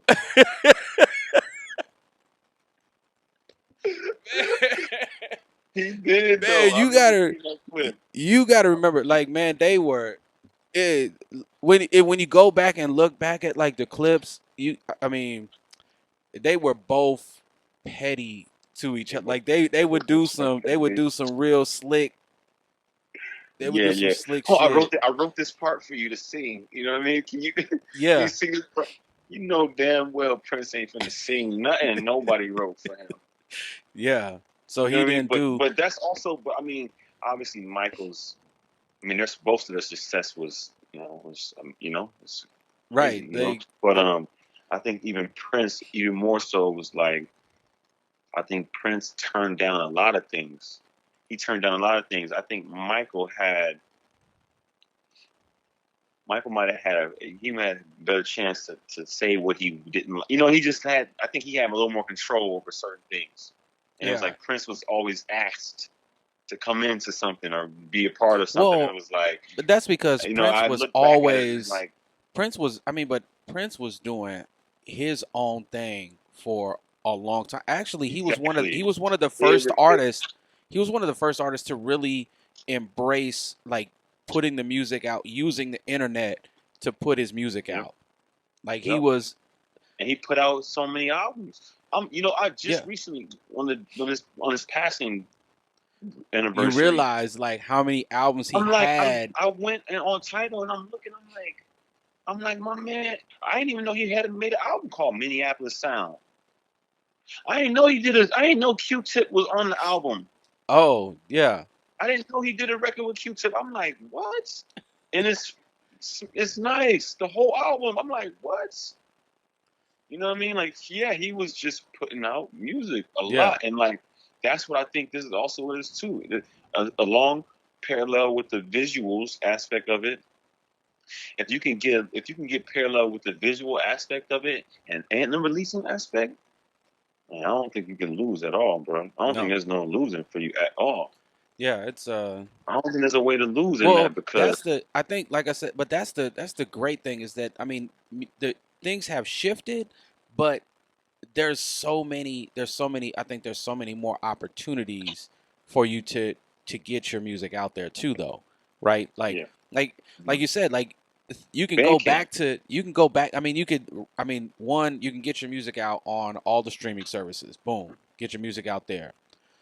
You can get your visuals out, right? There's what there's all different ways to do that, but you can also keep it, you can also get it to where it's like, okay, maybe you're not putting it on CDs, but you're putting it on vinyl, right? So it's another way for people to get your music yeah, yeah, yeah, and along with performances, right? So then building up the audience and doing performances and stuff. yeah. That brings me. So you got this track that you sent me, right? Let's see if I let's see. Ooh. Man, tell me about this track real quick Ooh-wee. Yo, before. that's a special one. I had this in that's so I messaged you a week or so. I was like, I got something I need to send you. Oh I yeah, was like, I got something I need you to hear. And it's it's crazy. You hit me up. You like doing the podcast, everything. It's like I talked it up. I was just talking to my boy out here, and I'm like, man, I was like, just talking about giving opportunities. You know what I mean? I'm like, that's what it's all about to me in the big sense too. It's like, especially being independent. I think that's how you grow a lot larger as an independent artist too, because um, I mean, even beyond just like having a major deal and like putting people on, but if you're independent and you can do that, uh huh, um, it's like it's just the the bond you building with the people who you working with and you give opportunities to. It's just amazing what how it turns into back to like what you said about currency and all these other cats. It's like because they did that and it just turned out beautifully, for them. And I think that's ultimately what I want to do in this. Is like, yeah, we release some music. I got some stuff coming.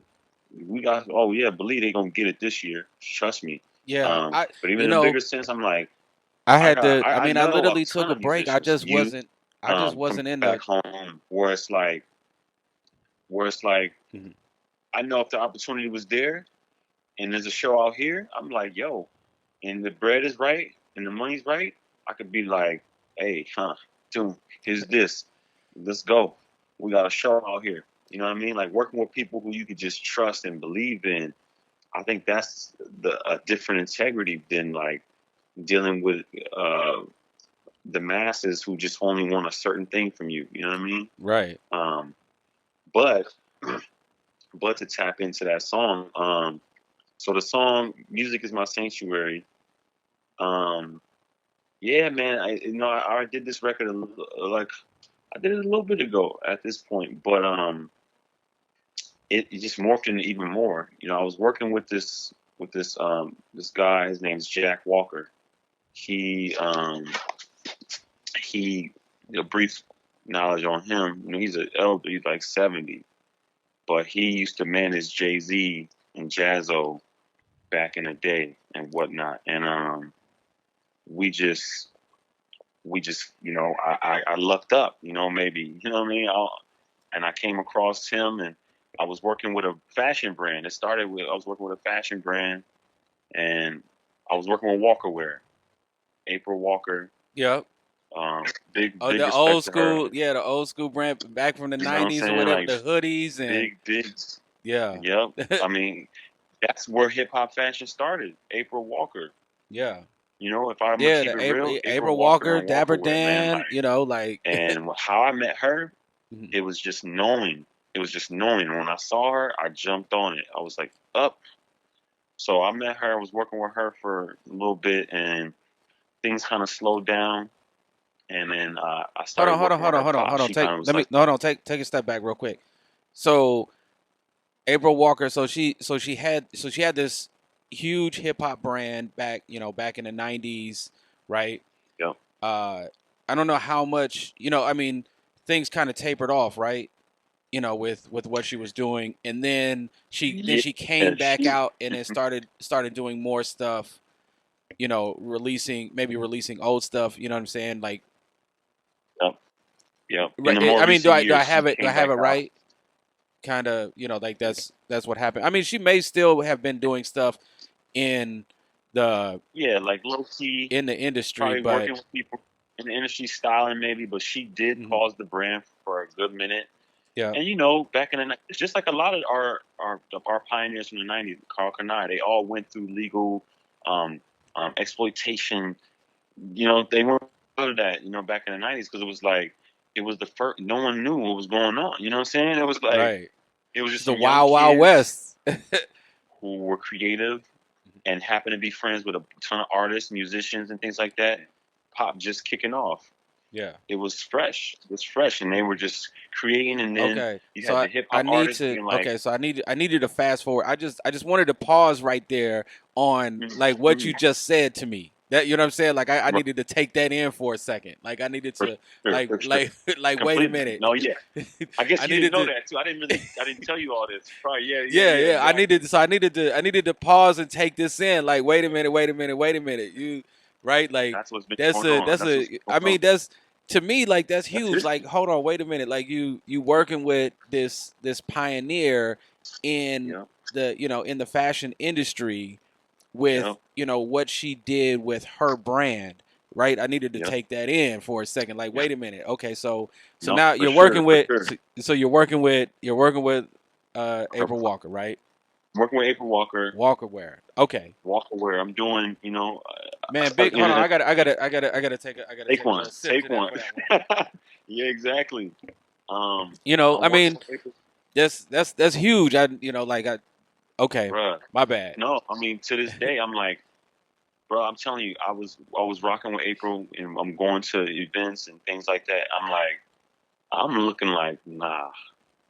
I'm like, this ain't my life. Stop playing. Like, I'm like, I'm going to documentary premieres with her, and I'm like, I'm low key in tears. I'm like, I moved to New York City, and this is what I fell into. Like that's how moving it was, and like to this day, like if I hit her up, I'm sure she'd answer and she would have some gems for me, point me in the right direction. She held me down, man. Like, and it was at a time too.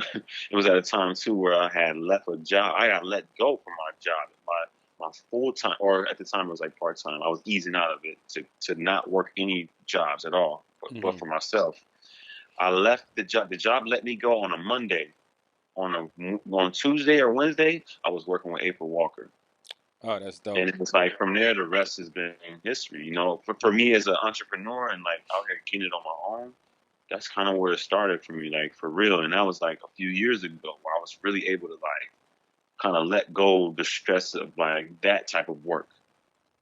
And it was, and if it wasn't for her, I don't think I would still be here in New York, even to be honest. Like so, yeah, man. I was working with her. I was doing. Side note, I work fashion. I work in fashion. I do some production work, creative consulting, graphic design, Okay. little styling. just mixed it up. I had to get into it. It was like out here, you're doing the music, on some Big Daddy Kane shit. It's like you out here, you're doing the music, and if you really want to expand and grow, and on those down moments when your music may not be selling or you ain't putting nothing out, you kind of got to find some in between gigs. Like that was my thing. It was like I was working in the fashion industry. Um, so yeah, I'm working with her, and then things kind of slowed up. Summer was ending, and I was like, I just went to her one day. I was like, yo, like money's low. You know what I mean? Like I wasn't even asking her for money. I just was like, shit getting tight. Like if you know of anything, got opportunities, and she pointed me into a few different directions, which I went. And then at the same time, one point she was like, you know what? I think you should talk to my dad. She briefly mentioned who we worked with in the past, and I was like, oh, he managed who? He managed Jay-Z and Jazzo. I was like, Yeah. oh, I'm like, so and he was a jazz band leader at a point too, and Hmm. his yeah, his Rolodex is crazy. You know what I mean? It's crazy, and it was like the work we were doing. We started with music. It was music based for sure. He got me in a studio with a few people, but we weren't making money though, and I wasn't making no money. So I was like, man, like, he just was like, he could tell. He's like, I know where you at. He could just look at me and be like, you need to make some bread. Yeah. And a side thing that they used to do back in the '90s was they had a dog store. They had like a dog store where people could drop off their dog and when they went to work and stuff like that. This is pre gentrification. Like, you know what I mean? This is like pre gentrification. So it's like dog walking, like people having dogs and walking around Brooklyn wasn't a thing unless you was from the hood. Probably, you know what I mean? Unless you had like Now it's you know what I mean? different. Unless you had like a wild dog type of, you know what I mean? So it was like they had, they gave the opportunity for people to drop off their dogs as like things were starting to change within the neighborhoods, and it was successful. And but then as gentrification got deeper and it was more, they got rid of the store and then they started a dog walking business. So they just and they're in Fort Greene, Clinton Hill. Like if I walk around Fort Greene, Clinton Hill, and I mention April Walker name, I might get a free anything. You know what I'm saying? Like I Oh might get yeah. a free anything because she's just that solidified. You know what I mean? Like that's her neighborhood. I mean, born in Cali, I believe, whatever the case is, but raised in Brooklyn, whatever, for a larger part of her life, and that's her Man, stomping I mean, ground. I just remember like those hoodies, especially like Red Man and Method Man, like wearing the hoodies and stuff like that. Like that stuff was, that stuff was definitely like all over, like their videos It was back in the everything, day. man. It was all over hip hop. Yeah. She had Biggie, young Biggie. She was Yep. boys with Biggie. That was her boy. You know what I mean? Hmm. He was from around the way. Um, I'm talking about young Pac when Pac was young and he was Oh getting it yeah, out yeah. here. He was wearing. He was Yeah, still he had the cool. Walker wear too. Like, Yeah. But yeah. but even aside from that, like he was, I mean, when he was wearing it and we were seeing it, it was Hmm. years later, a little few years later, because Yeah. his stardom just grew so much. Their connection was still tight, so it was like if she sent him something, he Yeah. was going to show love. That's what Pac did. That's how he was. Um, but before he blew, I'm talking about before Juice and things like like he was like out here a lot. I mean, even after he was born on this side. He was born in Baltimore or something like that, right? Yeah. I think. Yeah. He was born in Baltimore. He was born on this side, but Or as no, I think trans no, I think maybe he was born in New York and then moved to Baltimore something like because I that. think because he at one point in time I think he was going to that performing arts school in Baltimore.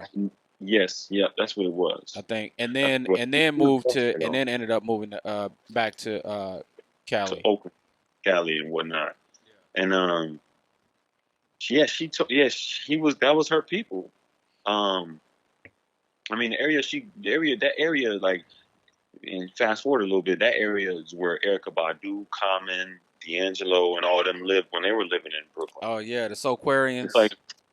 yes, so Aquarians, exactly. So, Yeah. I mean, and not that she was like fully connected with them, but it was like the area.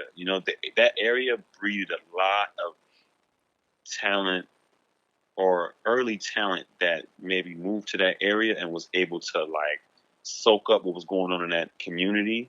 Because that was at that point, Biggie wasn't even around, but everything was still cemented. Like this was the area. Um, even the Biggie documentary, all those that Biggie documentary just came out. If you saw it Oh yeah, I on think Netflix, I caught that's the bits of it. area. That area, that's where I'll be. That's exactly that area. It's like 10, 15 minutes from where I'm at right now. Oh okay. So, but yeah, my fault. So fast forward, I'm working with her pops, and he like, yeah, man, like you need to make some money, like do the dog walking stuff. Yeah, I can introduce you to some people. If they like you, just go with it. So that's the side hustle. He introduced me to the clients. Long behold, I'm walking dogs all over Brooklyn Hill and whatnot. You know what I'm saying? Nothing that I ever thought I would be doing as uh a side hustle, but at the same time, it was right though. It was right.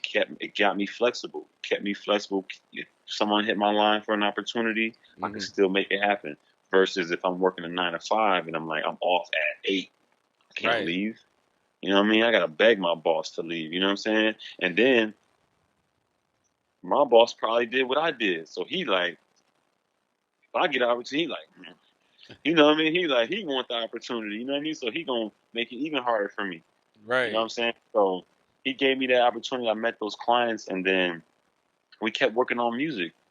And we got in this. We were working on some stuff one day, and he brought up "Music Is My Sanctuary." He was like, "Man, I want to flip this, man. I want to flip this." My good friend made this song, Gary Bartz, and I just love the song so much, and I just want to flip it. You know what I mean? So we was in this. We were not even in the studio. We were in a space, and I chopped up the beat, chopped up the song, made a little rendition of it, and we was just vibing to it. And then we went to the studio. Like a few weeks later, we went to a studio. We brought it to Hubert Eves Jr. Hubert Eves Jr. I don't know if people may not know, but he played bass or the drums on Erica Badu's called Tyrone. Okay. Yeah. I Yeah, know the and song. and and, and he's I mean he's a phenomenal musician. He can play the drums, can play the guitar. I mean, name it. And he's from Minneapolis, and I ain't noticed prior. But when I Okay. met him in the studio, we face to face, and I'm like, man, it's a pleasure to meet you. I heard a ton about you, and he like, yeah, blah blah blah. I'm like, I'm from Minneapolis, whatever, just gung ho, just ready to just whatever. I'm just like, just full Yeah. of it. And he like, yo, it's funny, man. I'm from Minneapolis too. And I'm like, what? I'm like, nah. He like, I'm from Minneapolis. He's like, but I was raised, here in the Bronx and whatnot. Grew up like most of them are like raised in the Bronx. He lives in Jersey now, which is the studio we were at when we laid down those vocals. Okay.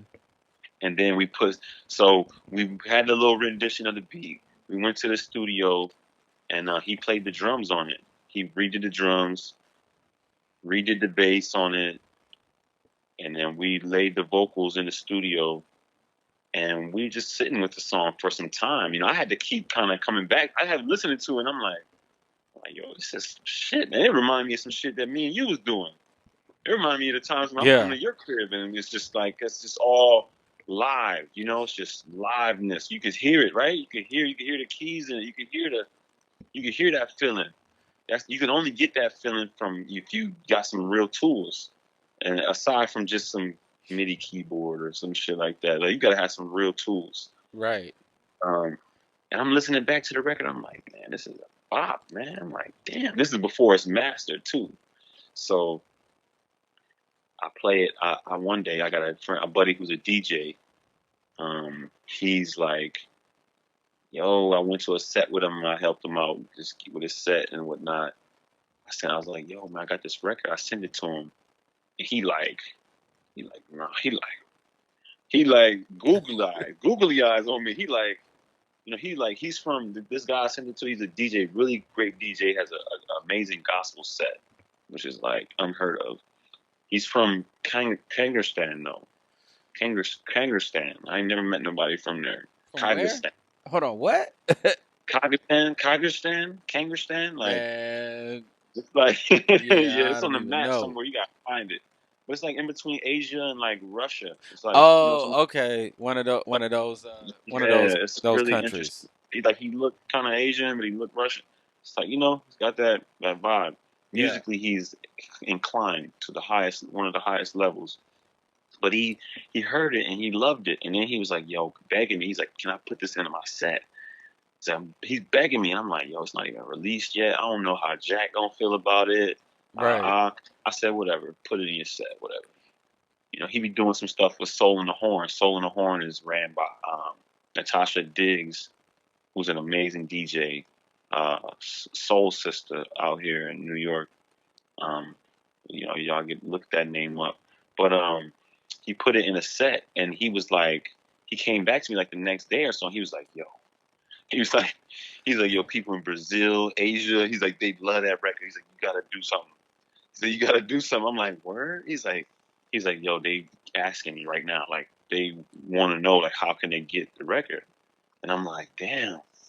I wasn't even Yeah. thinking about I wasn't thinking that far. I was like, damn, I just at least wanted to get it mastered first. You know what I mean? Like, Right. so I'm like, hey, word. So I go back to Jack and I'm like, Jack, I think we I need mean, to move. sometimes that's just how it happens though, right? Like whether it's finished or not, you're like, yo, You like, know, when you know finished or unfinished. yeah. You know what I'm saying? If it's that good, it's gonna sound. You're gonna hear it through the roughness even. And so I go back to Jack and I'm like, man, my guy, so my friend who the DJ too, he had a festival out there. He ran a festival for like 10 years. He had Roy Ayers and all these cats booking him. So like Hmm. his ear is really tight to stuff to that type of music, funk soul, what I mean, like house and all that. So I go back to Jack and I'm like, man, I think we gotta do it. Like I was like, I'll pay for the math. Like what? Like like let's get the stems. Like I'm like, let's go. Let's I'm get it going. pressuring him. Let's get it going. He's 70, so like sometimes I talk to him, some days I don't. You know what I mean? I gotta give him his time. But long story short, he get the stems. You know, he ends up taking it to a studio. I was actually going out of town, so I didn't get a chance to really get in that session with them. But I was heading out of town. I was going to a reunion, a family reunion in Chicago, so I didn't get to really vibe with them that day. But I popped in. But they got it mastered at this studio, Grand Street Studios in Brooklyn, and I got the master back, and I was like, this is one of the. I was even for me, I was like, this is. I was like, I can't. There's no going back. It's one of those records where it's like, damn, I can only go forward from here. Right. Like I think I was already inching towards this anyway. You know what I mean? Working with you, it was always there. You know what I mean? Like that in me, even as an MC, my flow with it. Like everything was very musical. Um, Well, like because it's got that groove, right? It just got that, and that's just what it is. You know what I'm saying? mm, So, like mm. when I heard, I was like, hold on, wait a minute. Did I send him something like this? Yo, I knew you was the one I had to send it to. I was like, nah, he gotta hear this I was so he can like, did I send react. him I something didn't, like this? I'm like, it sounds like something I've done, but it's not. I was like, it's not. man. You telling me, And then I heard, but I heard like yeah, I heard the horns in it and stuff. I was like, oh man, like, man, a special one, right? And like last year, I released 2 albums. I did 2 albums last year. Um, I did an album called Twin Cities Finest. I worked with a few cats from Minneapolis. Um, I thought that was actually the same month. It was like the week after George Floyd was murdered. So oh it's okay, coming up anniversary in a yeah, few weeks. And it was wild because I released that album and it was one of my favorites because of how smooth it was. Like I released it, there was no stress. I was like, I felt so good. It was like it was jazzy, had some blues vibes, a little R&B. I was like, yo, this is. It felt so much like me right now. You know, I was really proud of like Right. where I was able to just pull out. I was like, this is exactly how I'm feeling right now in my life. A week later, George Floyd's murdered.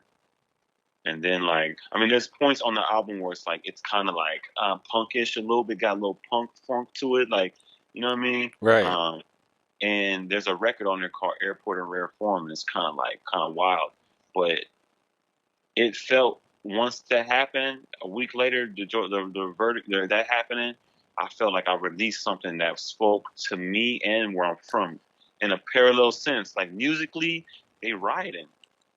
I'm like, what? I'm like, I couldn't believe it. I'm like, nah. I'm like, no way.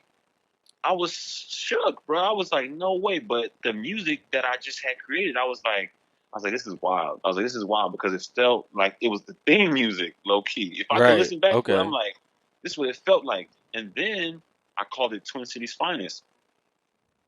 I didn't know nothing. And I wasn't even saying like, oh, I'm Twin Cities Finest. It was like, I'm one of them. There's many of us. That's what I want people to start recognizing. Like, you gonna put some respect on my name. You know what I'm saying? And where I'm from. Like, and it just blew my mind, man. And then after that, so it had a little bit of renditions of like some funk, a little soul, a little house. And then the next project I did another one like a month later, a month or two later, because I just was in the juice now. And I'm juiced up. My city, going through it. That I'm from. I'm feeling all Man. types of emotions. We were Right. supposed to connect when I came home, but we didn't get a chance to actually, Man, right? that time look, I don't even want to get into it, just cuz it just it's not that period, you know what I'm saying? It's You not. still over there? You still over there or what? Yeah, shit, I'm still this is yeah, the shit Lake Street is right behind me. You were in the midst of it. I'm in the middle of it. You in the middle of it, so I can only imagine. I wanted to connect with you so bad because I was ripping and running and had some Man, things it's to do. I mean, Man, I wasn't even tripping. I don't even know, what when I look back, I'm like, how like what was I don't even know, man. Like man, this shit was just wild. Like I was yeah, waking up in the morning and buildings was on fire. Like that's crazy, bro. like I woke up and I look across the street and the like shit was on fire. I'm like, man, what? I was like, is are they going? to I didn't know if my building was on fire. Like, like, Straight up, bro. yeah, man. Like, it shit was. You, I mean, you came back home. You seen it. You're Yeah, it was. like, I it couldn't even. was. It's that point in time. I mean, as a matter, I mean, I was gonna try to like, cause I had just moved into a new spot in the same building. Just Oh, I just got a different spot. okay. But I moved in, and then then all of a sudden that shit just popped off. Like, Oh, so you just moved into your new spot and then that happened. yeah, that shit happened. Yeah, Mm-hmm. like, Mm. and and I was like, okay, I'm moving to this new spot. I'm gonna get the podcast going back up again, get it up and running.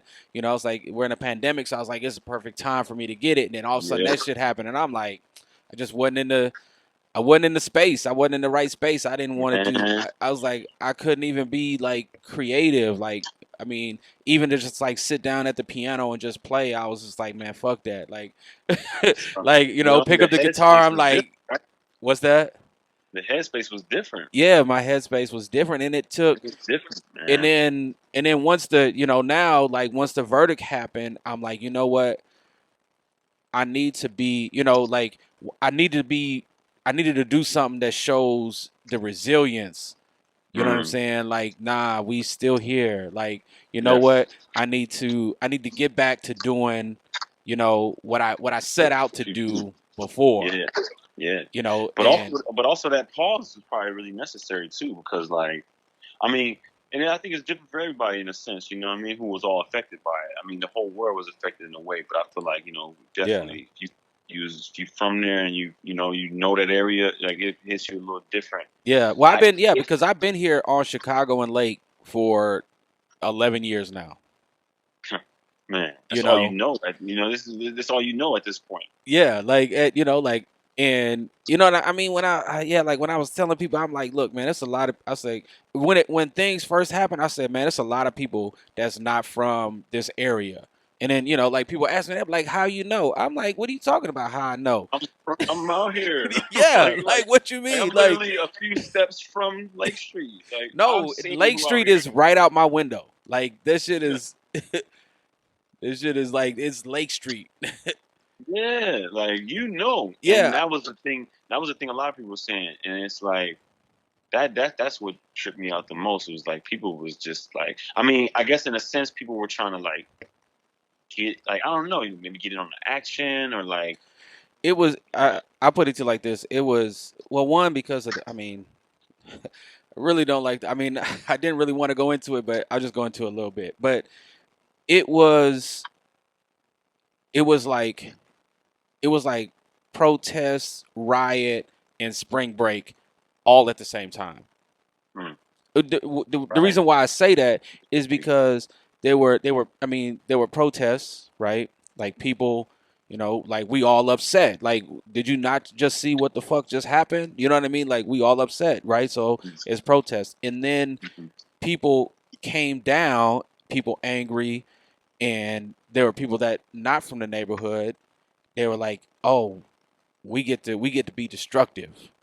We get to be destructive. We get to be a part of this Yeah, like demolition. we can, like basically we can go down there, and you know what I'm saying, and just like mingle, Now like, this is the perfect now this and is the perfect time for use us the to blend in. protest as a cover to Yeah, be destructive, right? We can use time to that. blend in. Hmm.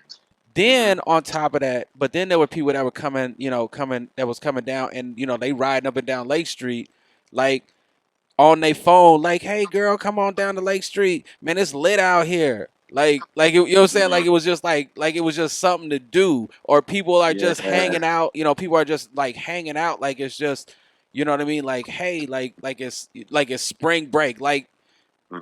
wait, you know what I mean? Like Wow. that's that's what I mean. It was like super weird, That right? makes sense. That makes sense. Yeah, I can Like it get was, that. like it was people that Especially didn't because you know care. that spring break crowd is like it's all out of towners. Yeah, but they not, maybe they, let's say they weren't out of towners. They were just looking for something to do. They just wanted to be in the mix. Like they were like, hey, we just want to be here and observe. You know what I'm saying? But Yeah. not, we not protesting. We not rioting. We just we riding up and down the street, hanging out the cars and stuff like that. Mhm. Taking selfies on Snapchat. You know what I mean? Like it's just like we here, but we don't give a fuck about protesting. We don't give a fuck about rioting, right? You know what I'm saying? Like there is, Mhm. so that's what I'm saying. It was like a mix. It was, so it Mhm. was weird. I mean, but then so it was a lot of people, and I'm Mhm. like, and Lake Street, right? This, you know what I'm saying? It's a two way. No, people was like, it was like one way traffic. Mhm. Mhm. Wow. Yeah, it was. I was like, man. So Going down there, like when I hit Lake Street and I just saw the bill, I was like, yo, I was like, yo, I was like, this is unheard of. This is okay, so unheard. this is my thing is.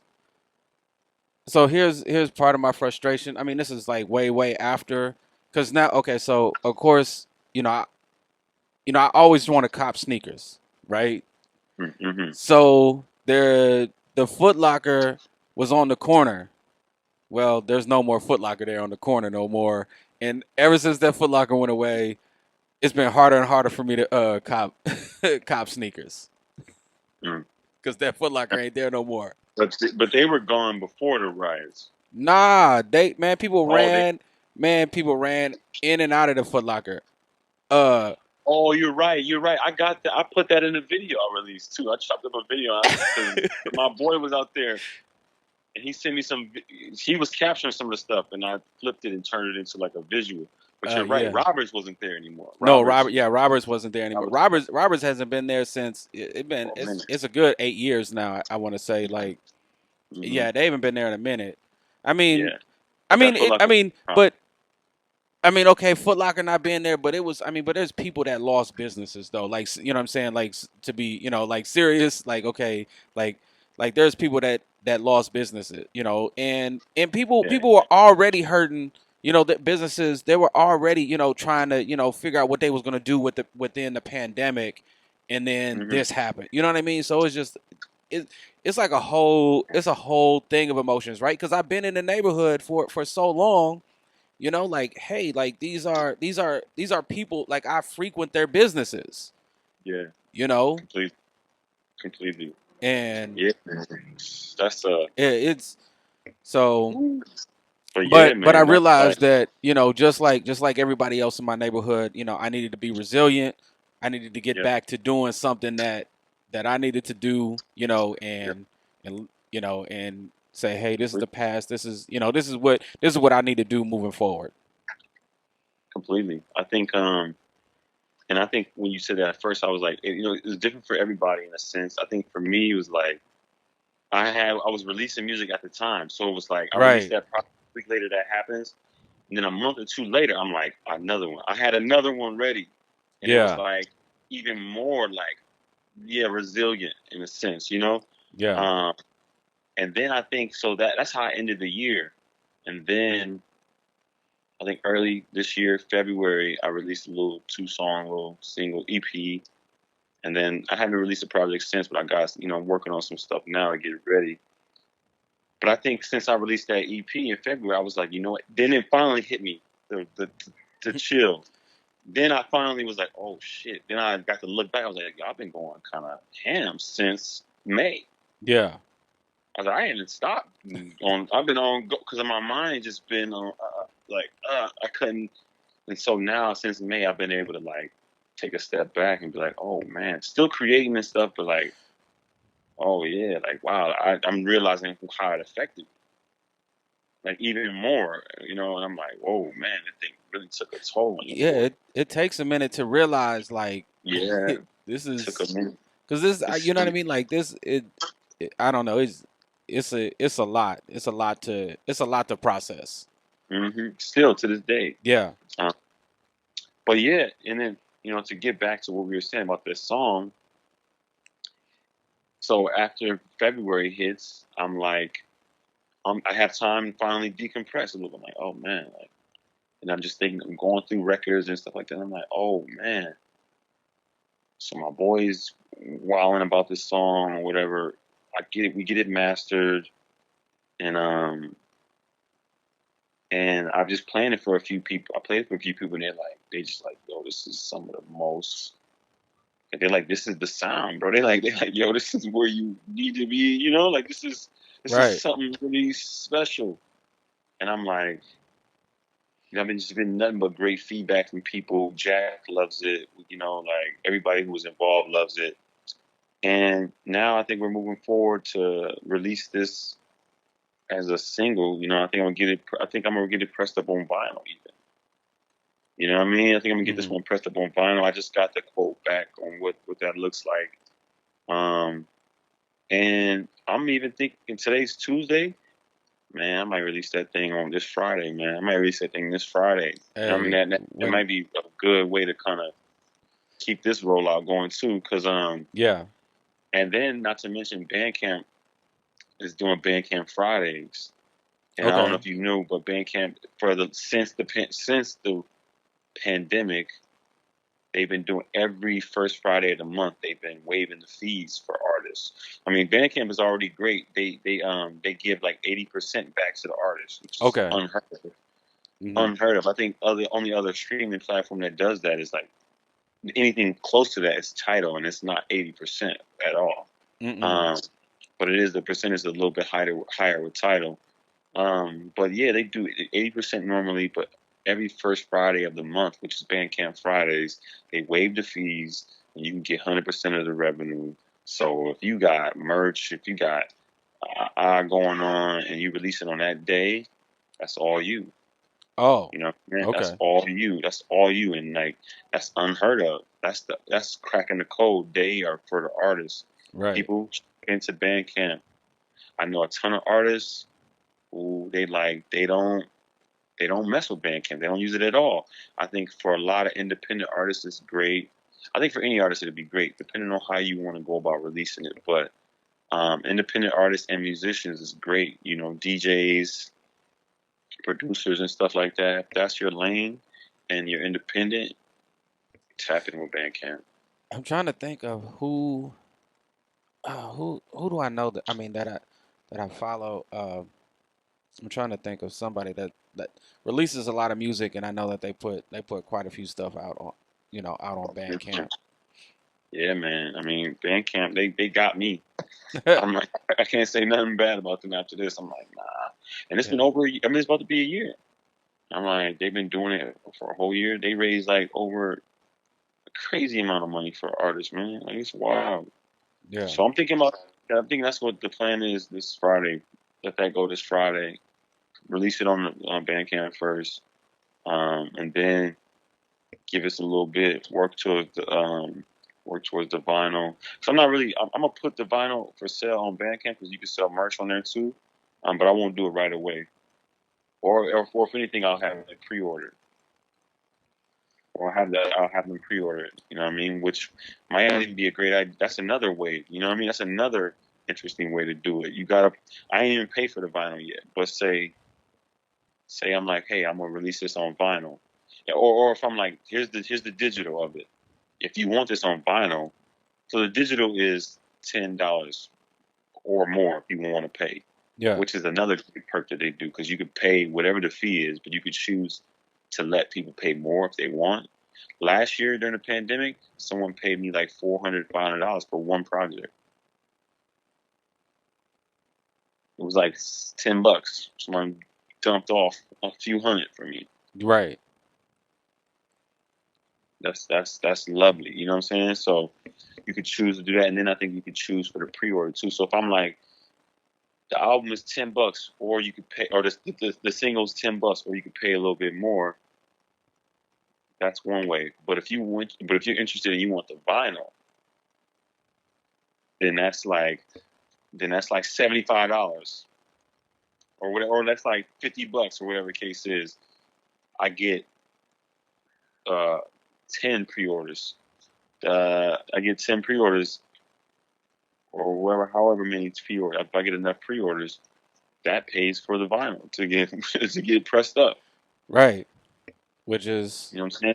I ain't gonna lie, kind of just hit my mental right now. I keep it real. Like thinking about like the I ain't gonna different lie. options you got. Yeah. Yeah. Like I'm after we get off this call, I'm probably call Jack and be like, what you think about Mhm. that? Yeah. Uh, Well, yeah, long story short, that's how the record came about, man. Music is my sanctuary, produced. I mean, the original version by Gary Bartz Jr. think Gary Bartz Jr. From Harlem. Uh, you know, he played the saxophone, trumpet. He played the saxophone, I believe. That's his main instrument. And we flipped it. We turned it into this. We put some vocals on it. And I'm blessed to be a part of it. I'm blessed to be a part of that. We're working on some stuff to kind of get Gary Bartz in the loop of it. I don't think he even really know yet, but um, if we get him in the loop and everything's Gucci and he's okay with everything, we may get some little live stream on IG. Maybe do a little Q&A yeah. with Gary, um, and just see where it go from there. hmm Well, before we get up out of here, one thing that I'd like to ask people. I don't know if you heard, if you listen to like other podcasts I have, where uh, I talk about having like a bugging out moment, with Mm, shoes. So one thing, like I don't, like so from the movie Do the Right Thing, the character bugging out gets his Jordan scuffed by mm, this bicyclist, and he just like going off. All his friends get it. mm, Get in his ear. They're like, yeah, like Martin Lawrence was one of them. Like yeah. one of the people, one of his friends or whatever. So he's like going off about this scuff mark. Have you ever had a bugging out moment? Oh, definitely. I definitely had. Like where it was just like like something it seems so simple, but you're like, wait a minute, like Let me think back. I'm like, I'm a sneakerhead too. So there's been a number of, especially J's, um, especially Jordans. I'm trying to think of one in particular. One moment in particular that I can think of. I mean, I'm gonna keep it real. I'm like, damn, I can't even. I should have thought about this ahead of time. Oh yeah, no worries.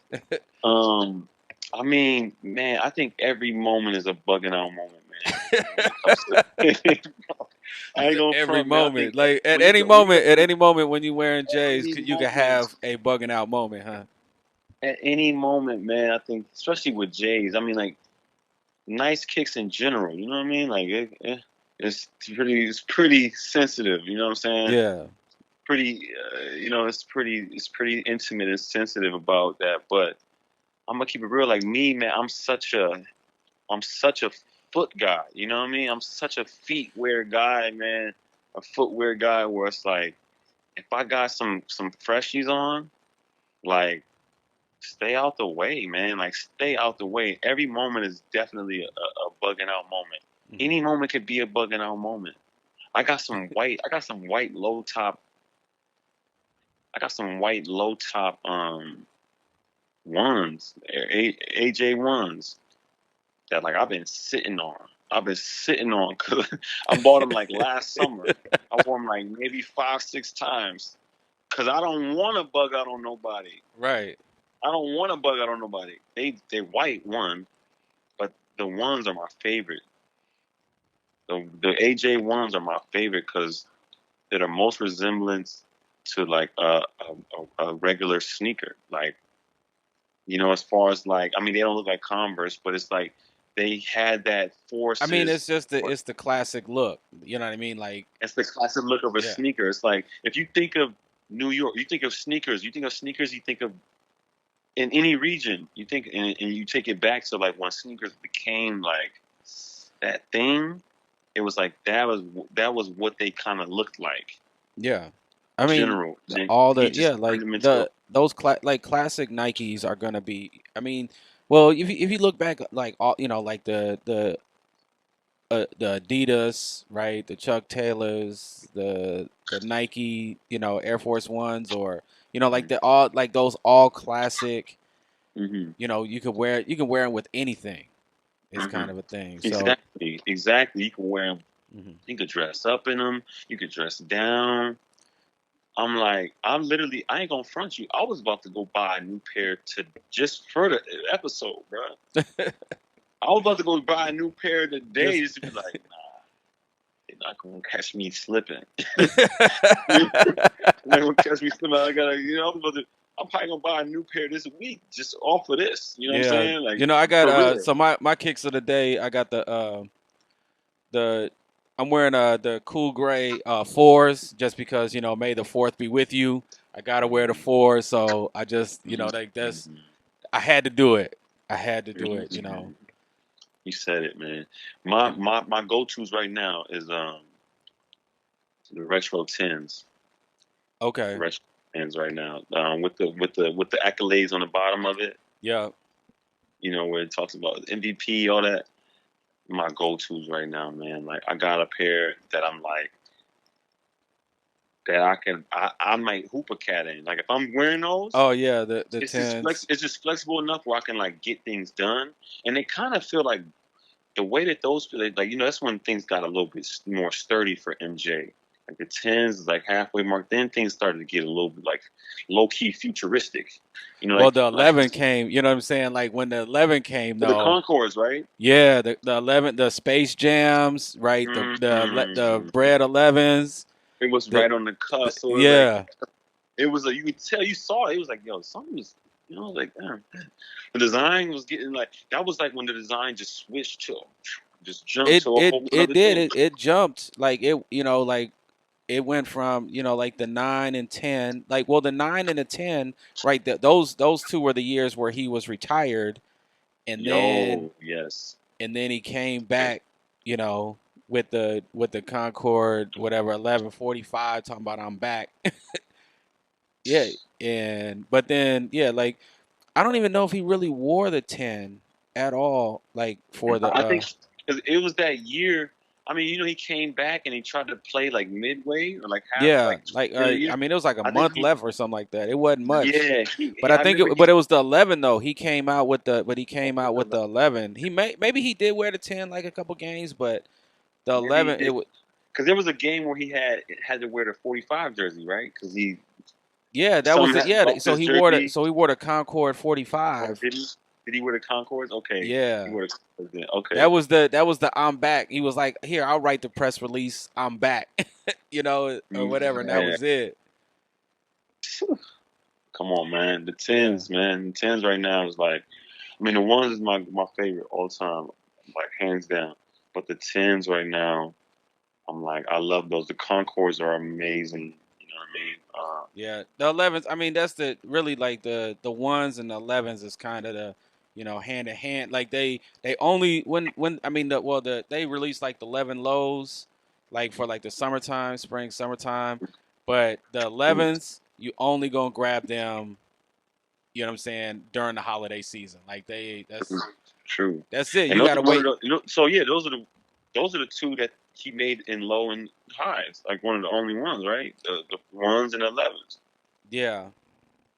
Yeah, you're right. Yeah. That I want to say. Yeah, there I'm sure wasn't. this might be it. I'm sure there's a.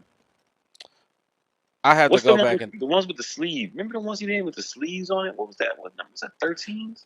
Oh no, The you talking about sleeve? the sleeve? No, that was like the 16. That was like Yeah, it was a the little further 16. down.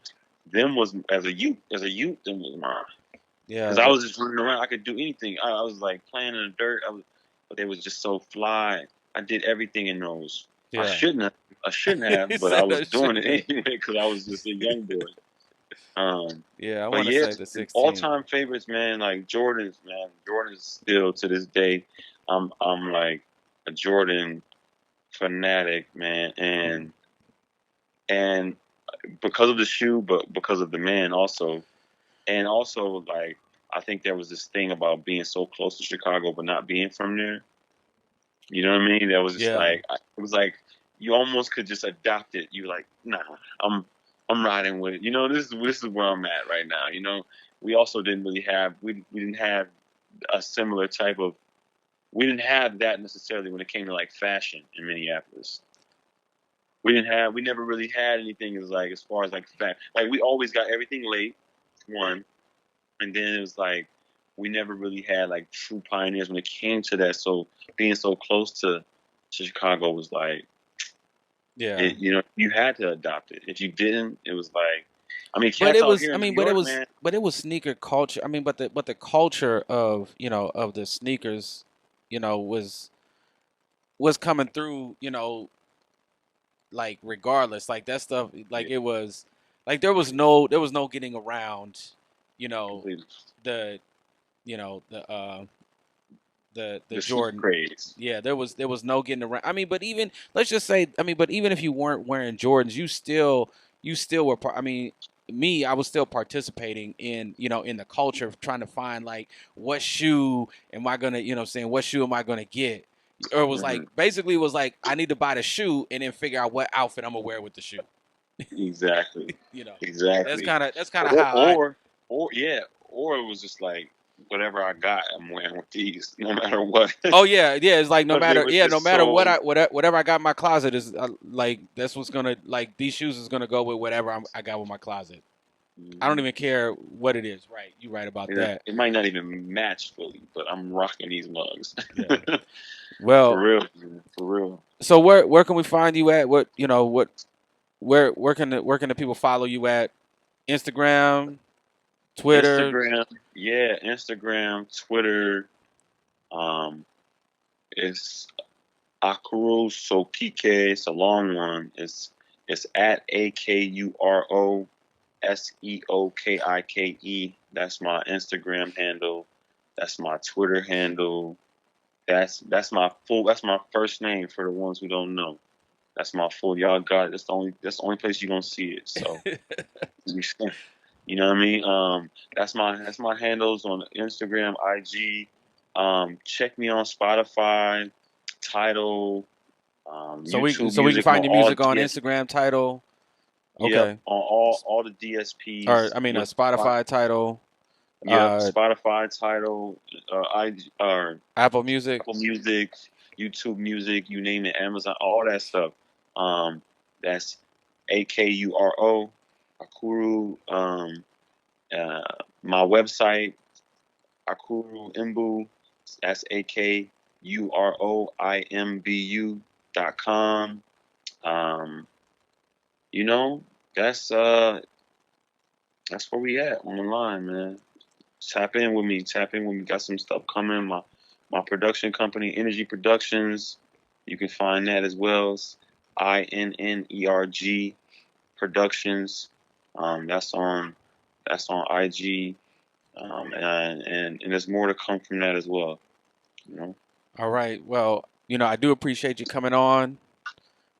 thank you for having me, bro. This Man, is overdue. Obviously, I yeah. remember when you first told me you was having it going. I was like, damn, I gotta get on there. You know what I mean? I think it's perfect timing, man. I think it's just like everything lined up perfectly, Yeah, definitely. So, and I want to make sure I help get the people knowing, man. It's like I know some real deal ill people, man, doing some great things, music, um, organizing, having wonderful conversations about culture and everything for us to keep moving forward. well, yeah, we definitely got to have more platforms to go out and push what we got going on, Hmm. highlight, the things that we're doing within the culture, whether it's hip hop, whether it's fashion, right? Hmm. And music, right? Like Hmm. we just need to I think we need to, celebrate that more than, like that's the key is to make sure that we celebrate, the good things that's coming up. So, Completely saying it, man. You mhm. saying it. You always have been. I respect you 100%, man. Thank you for our friendship. Um, Keep doing your thing. I still got them stem. I still got some stem. And as you hear where things are going musically with this, Hmm. I hope you understand that like even the stuff that we were working on then and some stuff you sent me is gonna go parallel and match perfectly with some of this stuff. You know what I mean? Yeah, I mean, let me know if you need some, I'll put it Mhm. together. I don't know how I'm gonna get it to you, but We're gonna we're gonna figure it out. We're gonna figure it out like we always do. all We're right. gonna figure, Well, my peace, brother. brother. Peace, man. Peace. Peace.